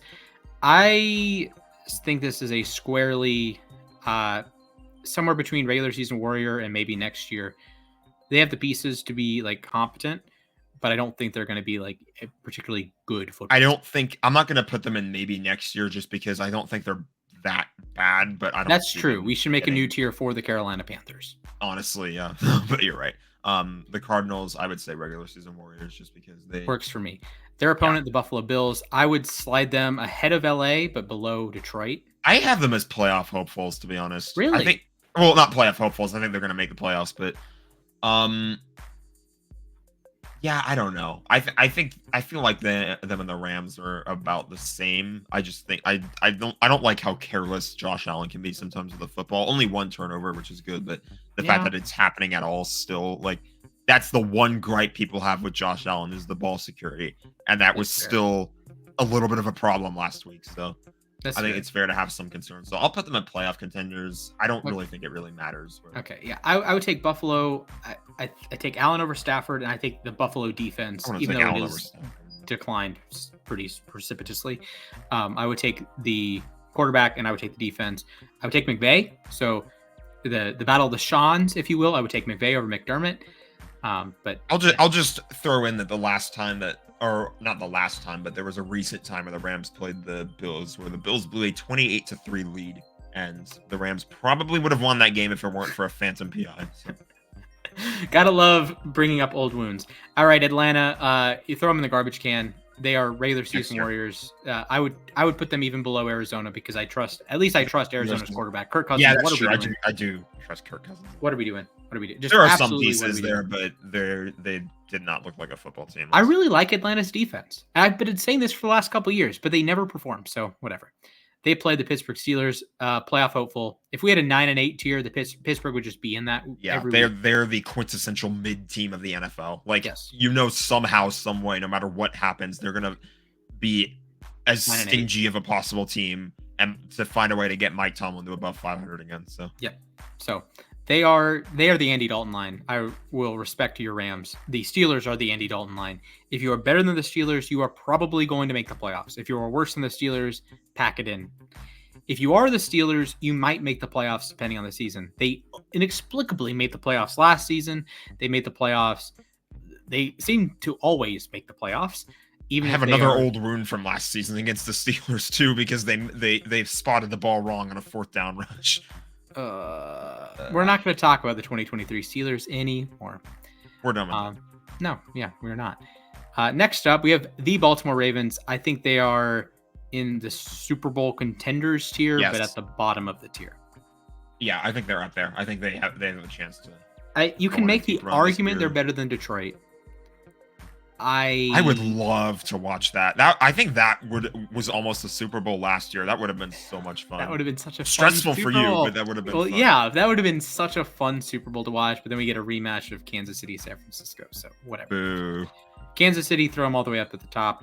Yeah. Number one. The Chiefs are the Chiefs, and will continue to be the Chiefs So, until somebody. My concerns with the Chiefs, Travis Kelce isn't the same. Fair. They scored one touchdown on a broken play to Xavier Worthy. The other touchdown perfectly fine. He's unbelievably fast. So that's an Xavier Worthy can do that and you can't. Situation. Buffalo, why'd you do that trade? I don't mind Keon Coleman though. No, but you get what I mean though. Yes, I do. Yeah. Defensively, you lose L'Jarius Sneed. I don't think it's quite as polished of a unit, but they always seem to get better as the season progresses. So it's the best team in football. They have the best quarterback in football. They have potentially the best defensive player in football. Kelce, I don't think he's quite the same as he used to be, although he did dominate in the playoffs. But week one, I don't know. But it's not the same Chiefs, but they're the best team in the NFL. But they haven't been the same Chiefs the last few years that they've won Super Bowls too. They've It's been just missing a key different pieces. version of the Chiefs. They are better around the edges, I would say. When they had like Tyreek and co, they were very, very, very top heavy. But they had Yeah. three of the best, I don't know, 4 of the best, like 10, 15 players in the NFL. So Yeah, when It you didn't when really you have matter. when you Now- have Patrick Mahomes, when you have Andy Reid, when you have Travis Kelce, when you have Chris Jones, when you have, you They have will Steve find a way to win Spagnuolo, football who's games. not going to get he doesn't want a head coaching job. That's one thing you can knock Baltimore for. You get McDonald, and now he's in Seattle. He's the best defensive coordinator in the league, and now he's a head coach. Well, Spagnuolo is going to stay in Kansas City probably for the rest of his career because it's an automatic berth to the AFC title game, and you have the chance to get more and more in the word of rings. So there you go. Carolina, all the way at the bottom. I don't think we need to have any debate on this. No whatsoever. conversation. No No conversation. They played the Saints. I'm gonna put the Saints below Pittsburgh in the playoff hopeful tier. I think playoff hopeful is probably a good way to describe the Saints. I don't think they're going to be awful. I mean, my predictions might suggest otherwise, but you know how predictions go. Yeah. But yeah, I think playoff hopeful is about where the Saints should be describing themselves. I think they'll win between 7 and 10 games.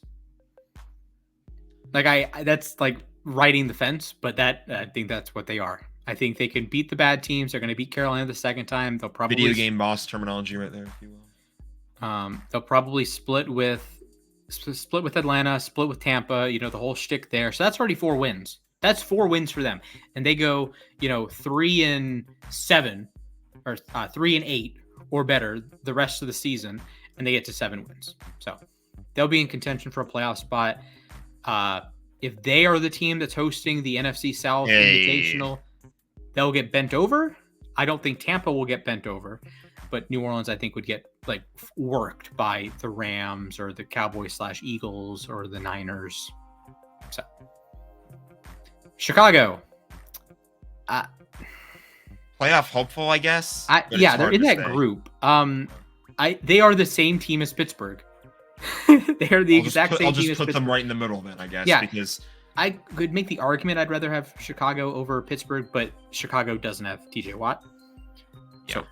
and we need to see a little bit more out of Caleb Williams. Obviously, he had a lot of growing pains in that first game. He did not throw a touchdown. He threw for under 100 yards. So It was bad. It yeah, wasn't. But it was that just defense was good enough to win them that game. And anytime you have, like we were discussing earlier on this episode, anytime that you have a defense or just a team surrounded in pieces, your quarterback is surrounded with pieces that can step up and win the game when your quarterback is struggling. Any team like that is going to win football games. So Absolutely. Tennessee, you can go down and join Carolina, or if you want, you can put them at the bottom of the regular season Warriors because I think Tennessee would be 6-point favorites against Carolina.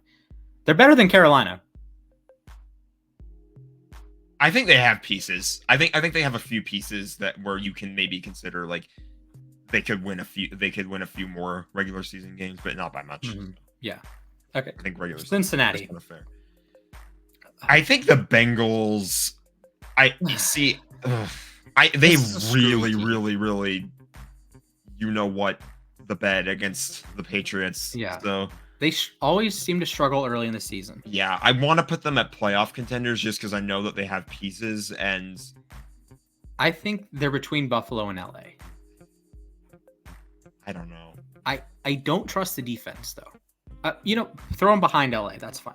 Yeah, I think behind LA is fair because this is another typical Bengals slow start. It's just a matter of will they come out of it fine.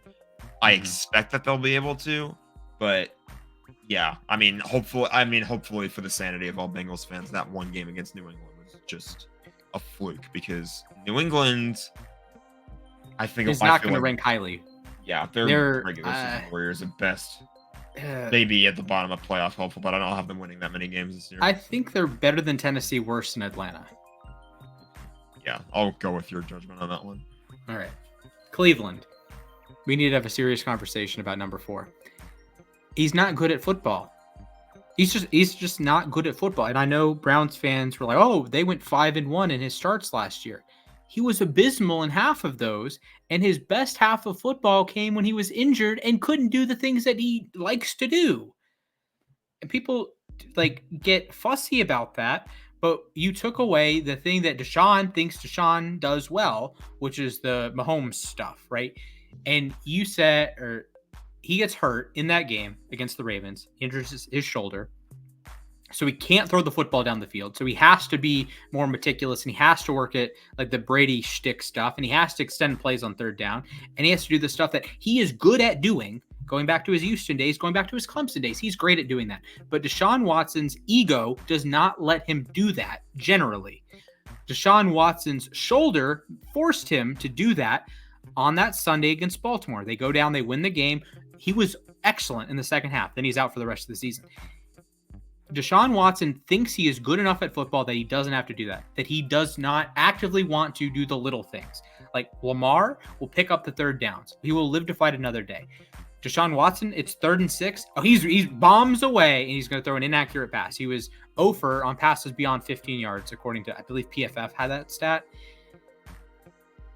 The defense is not the same. That's the problem with building a defense is you need everything to go right for your defense to be awesome. You look at the 2013 Seahawks, you look at the 2015 Broncos, you look at the 2018 Bears, you look at the 2020, arguably going to be the 2023 Ravens. You need everything to go right for you to have an all-time defense. The Browns had an all-time defense last year. They fumbled, they folded. Joe Flacco turned into a pumpkin in January. They got annihilated by Houston, and now the team stinks. I would put them behind Pittsburgh. Ahead of Chicago, but behind Pittsburgh. I don't think I really need to argue that much. It was kind of a long rant, and I don't feel like arguing it back. So, yeah. I will say I don't think it helps that Deshaun is also dealing with all the off the field issues as well, and there were unfortunately a few more lost some family members days before the game last week. So, tough to overcome emotionally. But yeah. All right, Dallas. Perfect segue into Dallas. Dallas is very good. Dallas is a playoff contender, in my opinion. Yeah, I'd put them at the top of the tier. Yeah, honestly. I'd put them ahead of Buffalo. You can have a fun conversation with them or Baltimore. They actually play each other in a couple of weeks, so that should be a great game. That'll answer that conversation in that case. Yeah, so that'll be a. I don't know. I don't feel too strongly one way or the other. I think Detroit, Baltimore, Dallas. You can have it in any order. Denver. I like the defense. I like the pass rush. I would have them above. I think they're playoff Tennessee. hopefuls. I think that's a little ambitious. I'd have them at the bottom of that tier for sure, but I feel like I would take Arizona over them for sure, and I think I would take Atlanta. I think you can have a conversation fair. Denver, New England. I think that's New probably England fair. My thing is, if I like I said, I thought there was some stuff for Bo Nix to build on a little bit, and I feel like if they build on that, there's something there. But it's going to be hard in that division too, especially because I don't think they're better than the Chargers. I don't think they're better than no. Well, I think they're about between the same Atlanta as and the New England. Raiders. Put them. Where'd you say? I have them between Atlanta and New England. Yeah, we'll leave them there for now. But I feel like there's something there. They need to really dig deep to find it. All right, let's plug in the Seattle. Seattle has some really fatal flaws. Seattle's playoff hopeful. Yeah. I'd put them between Cleveland and Pittsburgh, honestly. Yeah, that's fair. You could argue ahead of Pittsburgh. But yeah, they're fine. They're kind of the NFC version of Pittsburgh, even though Pete Carroll is no longer their head coach. Yeah, that's also a thing too that we have to see, like what happens with. All right, Packers. Going forward. Packers are a playoff contender. Yeah, it's just tough with no Love. I don't know how much we dock them this week. Yeah, I'm not. I would say I would put them because Malik Willis is like bad. Yeah, that's actually a fair question as to how we do like. Yeah, dock them. How much do we dock them for? So missing Jordan he's not, Love. Love is not going on IR. I'm gonna say we just kind of leave Green Bay where we think they would be at with Love, even though this week they're going to be compromised. I think I put them right behind Cincinnati. Yeah, that's about where I was looking to. So. All right, let's throw Philly up there. They're next to Dallas. I don't know if they're better than Dallas or worse than Dallas. Yeah, I think they're better, but I think I think that's fair. They can either be right there or behind Baltimore. I don't think Dallas is going to have a great year, but I think right now they're playoff contenders. And yeah, I think Dallas makes the playoffs. I think you honestly never know with those two teams. Like the NFC East has gone. I don't even know how many years in a row now where there have been no back-to-back division winners. This is going to be year 20. Or year 21 because you count 04. So 05, 04 to 05 was the. Who won it last year? Dallas did. Yeah, so if Dallas doesn't win, we've got 20 straight years where there's been a different division champion. Yep. So Eagles, not money line, but division crown right now. Yeah, they go back and forth, man. Though it's war between those two teams. That's all right. Texans. Do we call them Super Bowl contenders yet? No, I have them ahead of Buffalo, behind Dallas. I think that's fair. I think you could make an argument for ahead of Dallas, but that's just because they have so many pieces. But so does Dallas. So right, I think Dallas has more defensive upside. You have Parsons, you have Diggs is coming back. Yeah, true. Diggs got to pick up. Houston, you have Will Anderson, you have Stingley, and you have some pieces, but they're not quite as established. Indianapolis, I would put them right at the top of playoff hopefuls ahead of Pittsburgh. Yeah, that's completely fair. That's about how they played last week against the Texans. They put in a pretty solid performance. Could it have been better? Sure. But Anthony Richardson's a baller. So. All right, Jags. Regular season Warriors. I think they're better than that. It's hard to parse through like these middle teams. Yeah. Because I think just depending on the week you see them. I'd put them between Indy and Pittsburgh, I would say. I'll take your word for that. Chargers. Not like a bad team, but we'll go with Miami first. So we get that matchup out of the way. Playoff contenders. I'd put them at the bottom of playoff contenders. Yeah, I certainly behind Buffalo. Tyreek Hill is such a difference maker. And you have Waddle, and you have that great offense. So I think this is a team that trends down in the playoff contenders tier throughout the season. But we'll move them behind Buffalo for now. Yeah, I think that's fine. They play this week. Miami is 2-point favorite, so neutral site. Buffalo would be like half a point favorite, maybe 1 point favorite. Tua has only beaten the Bills once, though. Yes, in Miami, though. Yeah, it was in Miami. So. All right, Chargers.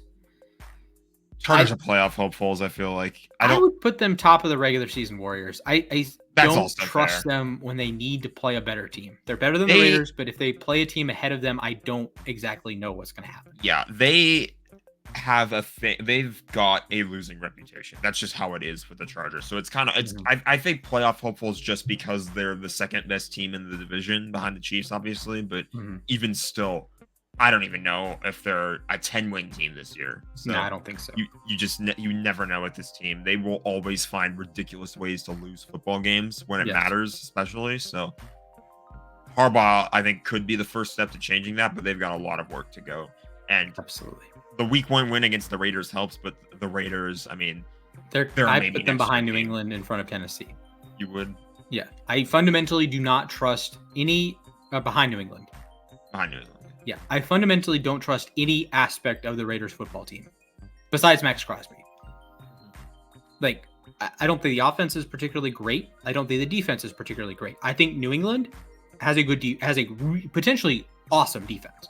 I don't trust the quarterback situation. I don't trust them offensively, but I think the Patriots can be, depending on the week, a good period football team. The Raiders, I think they will be appropriately mid most of the season. All right. Vikings. It's tough. It's a tough call because they're yeah. missing their starting QB that probably would have made them a playoff hopeful. Yeah, And I don't want to love totally write them McCarthy. off. I would put them behind New Orleans. Yeah, I think that there's a chance. Like right now, that's why the tier name is playoff hopeful. They could hope for Mhm. something good to happen down there in Minnesota. Yeah, Giants right in front of Carolina. Yeah, Just maybe punt. next year. Maybe next year. Jets. What are we doing with the Jets? I don't want to write off Aaron Rodgers. I really don't. But I don't. They did not. They got off to a very, very, very rough start. Now, granted, they did play a 49ers team that I guess we can just throw right up. Yeah, behind throw them. them Let's go. in front of Detroit. Um, That's yeah. Hey, those were the top 4 teams last year. What a shocker. Here we go again, boys. Yeah. I'd say the Jets are basically. I would put them ahead of New Orleans, maybe behind them. Ooh, I think that's a little That could low. be a I bit- think that's but then again, they have two offensive players, like skill positions I trust. The offensive line, while revamped, still sucks at half of the game. Defensively, I don't think they're going to be similar to the Browns. I don't think they're going to be quite as good as they were last year. So But they play the juggernaut, the Niners. So that's a good point. I- I would put them behind Miami at the very top end, but at the low end, I still think they're better than the Colts. okay, we can put them at the top of playoff hopefuls then for now. That works. Yeah, again, Mr. Rogers, you never know. And I think if you assume Jordan Love is healthy, I think the Packers are better. If you assume he's not healthy, the Packers are way down. So Yeah. you could have the argument they're like 13. Bucks. I would put them around the Houston, Dallas area Really? on this list. I really like what I saw in the Bucks. I'm intrigued. I am intrigued. I don't. They have my attention, is what this tier would be on, because Baker Mhm. Mayfield looks very, very solid and a good Yeah, quarterback okay. to take you far. And Mike Evans obviously looks like he's going to be Mike Evans again. I think are they okay? Let's start. I think they're better than Pittsburgh. Yes. Are they better than the Jags? Yeah, I'd say so. Okay. Are they better than the Colts? Maybe. I would think I would lean yes. Are they better than the Jets? I'd lean yes. Okay. Are they better than the Packers with Jordan Love?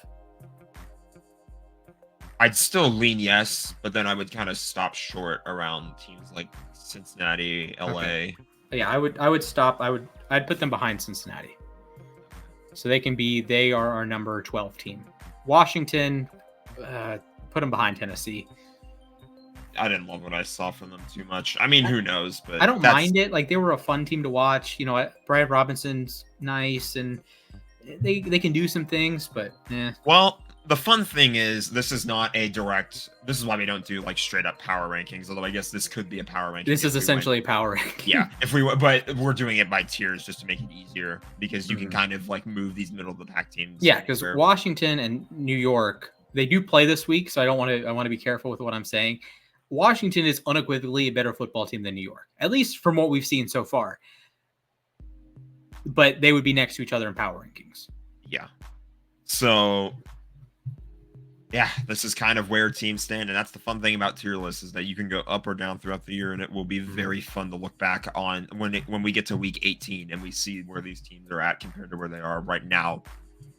Who knows how much will Absolutely. change? So, the best part of the football season is adjusting your power rankings Tuesday morning. Oh yeah. All right. All right, that concludes tier this. In patented sports desk history, we are also approaching 2 hours. We are approaching the 2-hour mark. I do All right. want to get to my last segment really quick because we're gonna go into the realm of other sports because something that happened that we did not really cover much of when we talked about like all the big things that we missed. Adidas no longer manufacturing NHL jerseys, so Fanatics has taken over. Oh God.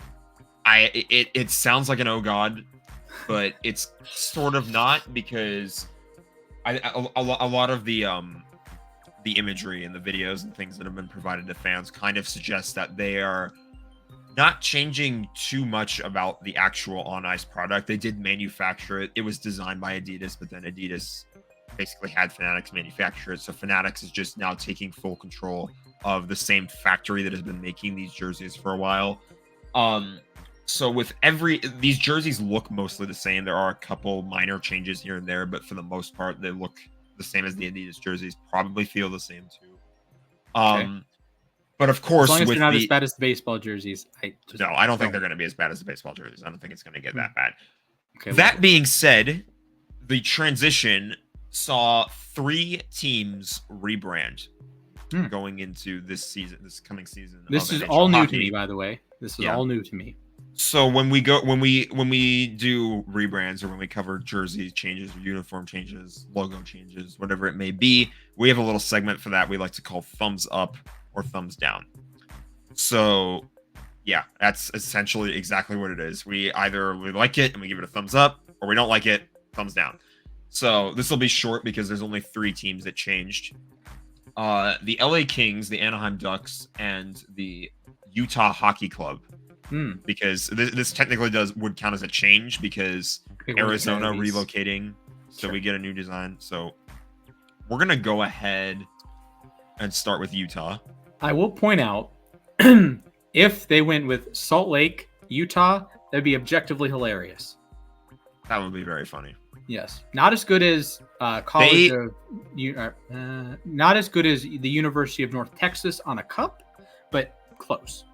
I will say that they wanted to, their ownership group insisted that the team was called Utah. They were named for the state of Utah. So this is sort of what the situation is. This is sort of what they'll be rocking with for year 1. And then they currently are in the final phases of a fan vote to determine an actual identity going forward. But for now, this is what the Utah Hockey Club is going to wear. My official result, 1 thumb up. Yeah, I'm gonna go thumb up too on this one. I don't hate it. It's meant you have to keep in mind that this is a temporary thing, but this is like sort of like how players and fans are gonna remember like year 1. Like some players are gonna when they inevitably make a run to the Stanley Cup final. Yeah. In that what do you do in that case? If you win the Stanley Cup as the Utah Hockey Club, do you just keep the name? Or I think you have to keep the name. I know the like Washington football team made the playoffs as Washington football team and then like got rid of the name. Yeah. But like if you win the cup, I think you got to keep it. I think if the football team won the football team or won the Super Bowl as the football team, then that would have been absolutely hysterical. Feels like all right. So I give Utah 1 thumb up. Okay. Next up, this one is ambitious to say the least. We have the Anaheim Ducks going back to the Mighty Duck. Oh, but they kept the current colors. So much orange. I don't even know where that's a lot of orange, I will say. Yeah. I wish they had some teal. I don't think it fits into their colors though. And that's kind of the thing is that like I don't their whole thing was they wanted to embrace being from Orange County, so that's why they went all in on like the orange helmet, the orange pants. Yeah, I don't know. I wish they had like some teal like piping, right? I wish they had something, or they had purple, like their old. You want their old colors, basically. Yeah, I don't mind the orange. It is a lot of orange though. I'm gonna give these a thumbs down. I like just between middle and like thumbs down.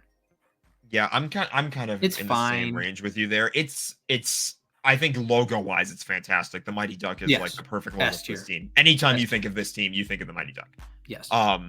Correct. And they like touched it up a little bit. They added like some curves or some stuff on it, Mhm. so it looks. They added like the orange eye in there too. So It's good. yeah, I mean that's what It's the Ducks logo fine. should be. I don't just know as a reader. But- I don't know if it's better. I think you need black pants, and I think you need a black Yes. helmet on the home jersey. I agree with that. But Or something other than orange. I will say, if you go by the benchmark of it's better than what it used to be, then I think it fails. you think it fails. One thumbs down, better than I- it used to be. I disagree there. I think it's better than it used to be, but that's just my opinion. All right. This one's going to be a little bit more personal for me because the last Oh, boy. one I did so was the LA Kings. I've got two different pictures on two different tabs for this one, so bear with me. We've got a throwback to the Gretzky era, and that's kind of essentially what it is. It's just a throwback to the Gretzky era with a bit more of a modernized logo. They did Mhm. clean it up a little bit more so that it would show up better on the uniform and on camera. Mhm. To be honest with you, I give it one thumb up, but I miss the old colors. I think Yeah. it's better than what it was, but I do miss the purple. I miss the Yeah. reverse retro colors, I think, but I think Yes. a lot of other Kings Beautiful. fans share that identity or share that opinion. Purple and gold, baby. The matte black helmets are a W. I love that. I think the stripe on the front is, or like the main like front stripe is a bit bigger than it probably should be, but that's what it is. It's fine. I think it might look better actually without the Los Angeles on it if it just said Kings. I think the um, crown by itself would look better, but That they've is wanted also true. it's been made clear that they've been sort of wanting to go by this look for quite some time. Here's a look at the white version as well. I don't know if I love the white one as much as I do the black one, but I Okay. like it. It's better than what it was. I think it's solid. It's basically like the Kings have sort of had an identity crisis a little bit with Mhm. like wanting it, like they've been teasing the idea of wanting to go back to this logo for quite some time. So I knew at some point they were just going to go ahead and make it official, and I like it better than what they had. That's kind of all I'll say. I just wish there was more color in it, but for in design wise, I think it hits most of the marks. I have a deep cut. Do you remember when we ranked the helmets? Or we thumbs up, or we did tiers with the helmets, and we had a shtick that it was logo on a helmet. Yeah, This is logo on a jersey, and for that, in the realm of American state flags, this is a double thumbs down for me. This is just you put your logo, like your full logo, in the center of your jersey, and expect me to be okay with it. Like the rest of the jersey is fine, but this like fundamentally fails at jersey design for me. I wouldn't say that, but Like with I don't word think like it's that Los bad, but- Angeles Kings, if it now see like the Red Wings logo by itself or the Canadiens logo by itself, I think that's fine. This is a lot of white and a lot of meh. No, I kind of agree. I think that for one thing, that's why I said the colors, but I think that would help it pop a little Yes. bit better. But I do agree that this probably like might not be, if I was gonna revamp or like bring back an old Kings logo, as a fan of this team, this would not be my first choice. This is a fundamentally bad rebrand. I would probably go back to like the crown that they wore in like the 2000s. That's probably what I would shoot for, just because I think text-based logos. I don't know why it feels like every single team in LA needs to have a text-based logo. I don't get that. Yeah. There's not one. Name one. You can't. You Like can't the name it. Clippers, their secondary logo with a ship is pretty cool. Yeah, but it's a secondary logo. that's true. That's a Clippers L. We can talk about that another time. Like respect the crown, bro. Respect the C, the Clipper C. But like what are the Lakers doing? The Dodgers is just the L and the A. Which is iconic in its own way, I yeah, guess. But it's kind of like the it Yankees is- in that way. But at the same time, it's still text-based. Like, I think if the logo wasn't text-based, this would be fine. But this, I don't think it's bad enough, especially when you compare to some other teams to be that bad. But I think you are right in that there are some areas where it could have been a bit more improved. Like this isn't this is just the Kings. I think they did really want to go back to that era and that identity. And in fairness, I think to some fans, there's a bit of nostalgia because that's when Wayne Gretzky played for the team. So Yeah, that's true. yeah, I think there is some sentimental regard in that. But at the end of the day, this would not be my first choice for what the Kings should go back to. But Mhm. in my opinion, it's better than what it was. So So what was your ranking? One I give thumbs it a up? thumbs up. Okay, I get double thumbs down. Yeah. Absolutely, positively not. All right, so Well, you're not a fan of the team, so. No. Oh, that's a good point. That's a good point. Although, hey, when we did the reverse retros, I happen to be a fan of the worst. You happen to reverse be, retro. you just so happen to be a fan of the worst team. Like, So, oh my god, are you serious?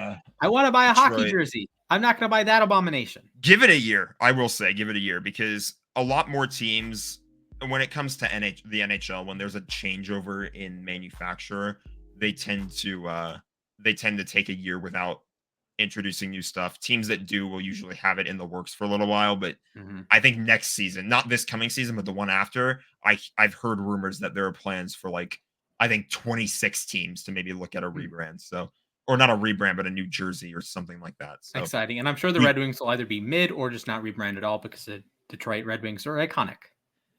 Yeah, it just sticks. They just stick to what they think works for them. So like there's some like original 6 teams. I think Chicago and the Rangers, they can like, I don't want to say mess around with it, but they can have alternate designs that look good. The Red Wings are physically incapable of doing that. The Bruins can have good designs. The Canadiens, the Red Wings are. They have enough colors that they can fool around with. The Maple Leafs are kind of boring in that regard, but at least the Maple Leaf, you can kind of simplify it.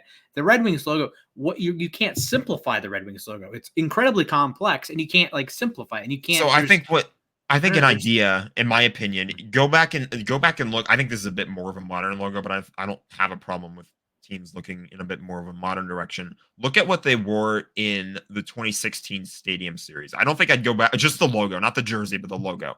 I think that is a good basis for an alternate.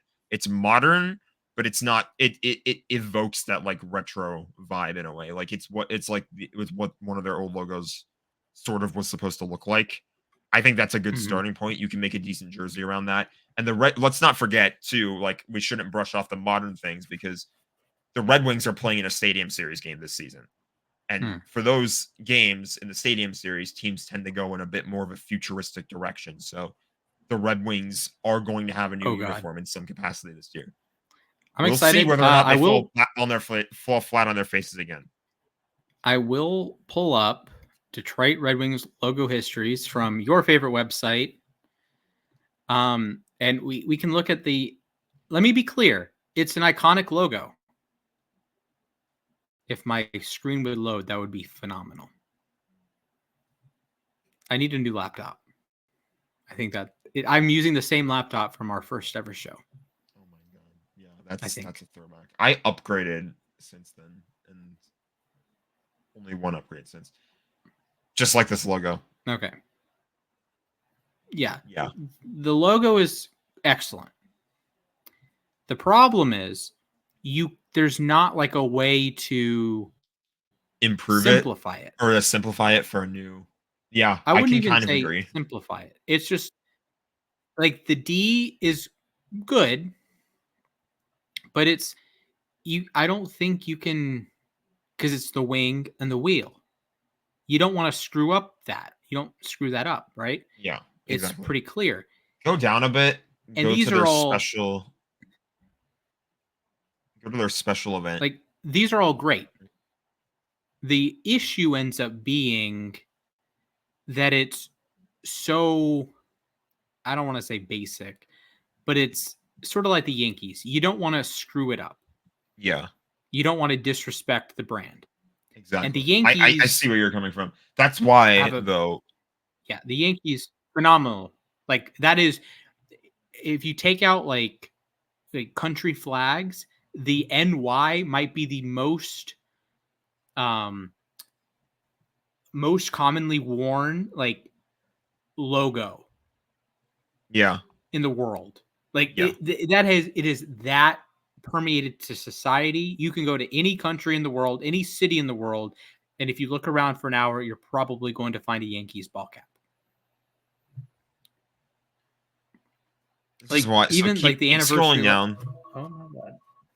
Keep scrolling down if you can, and like go to the special event uniform history. I miss the days that the Red Wings were in the playoffs every year. Yeah, the maybe next 2015-16 stadium jersey. That's the logo on the front of that one is what I was referring to earlier.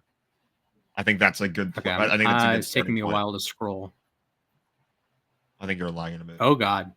Oh, whoa, whoa, whoa, whoa, whoa, whoa, whoa, whoa, whoa, whoa, whoa, whoa, whoa. Bring back Stanley. Bring back Stanley, the octopus. Just do that. I thought it was Al. Freaking Stan. It's definitely Stanley. It's Al the octopus, I'm pretty sure, no?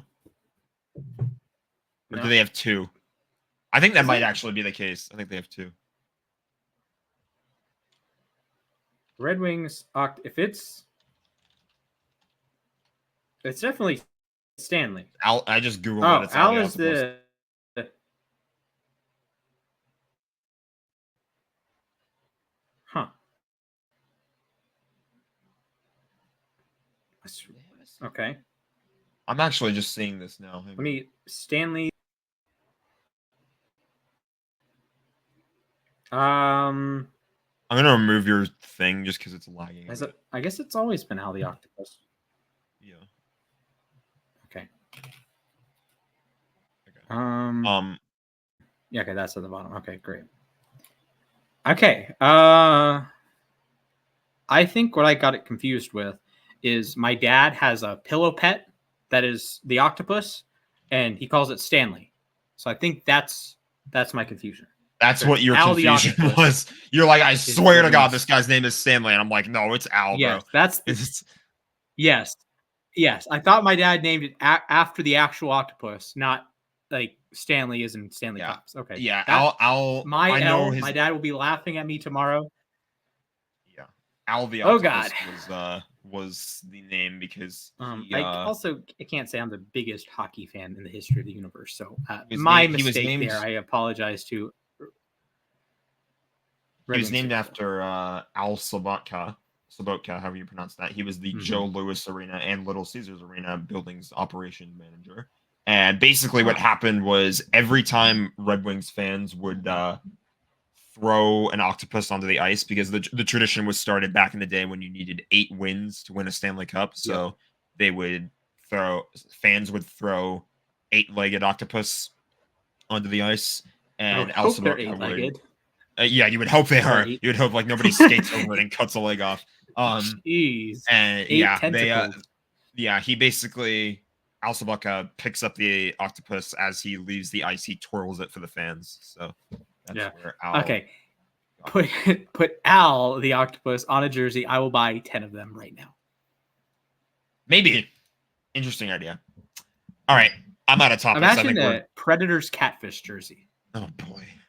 Imagine a Panthers rat jersey in a way. Would that make any sense? They throw rubber rats on the ice all the time. So. Yeah. I don't know. I'm down. Works for me. All right. Any final words? I'm out of topics completely. Yeah, so I think I'm out that of things we're to almost say. at 2 hours, and I Yeah. guess that Congratulations, Manny Machado. Congratulations, Shohei Ohtani. You're going to go 50-50.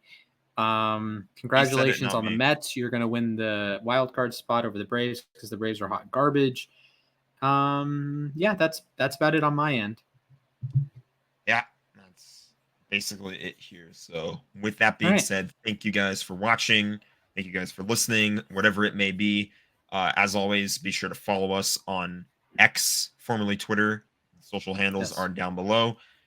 And we will make sure to subscribe to the Scoreboard Watch as well. We're still working out what other content we're going to do on this channel, but for now, we're so back with the Sports Desk. So You're so back.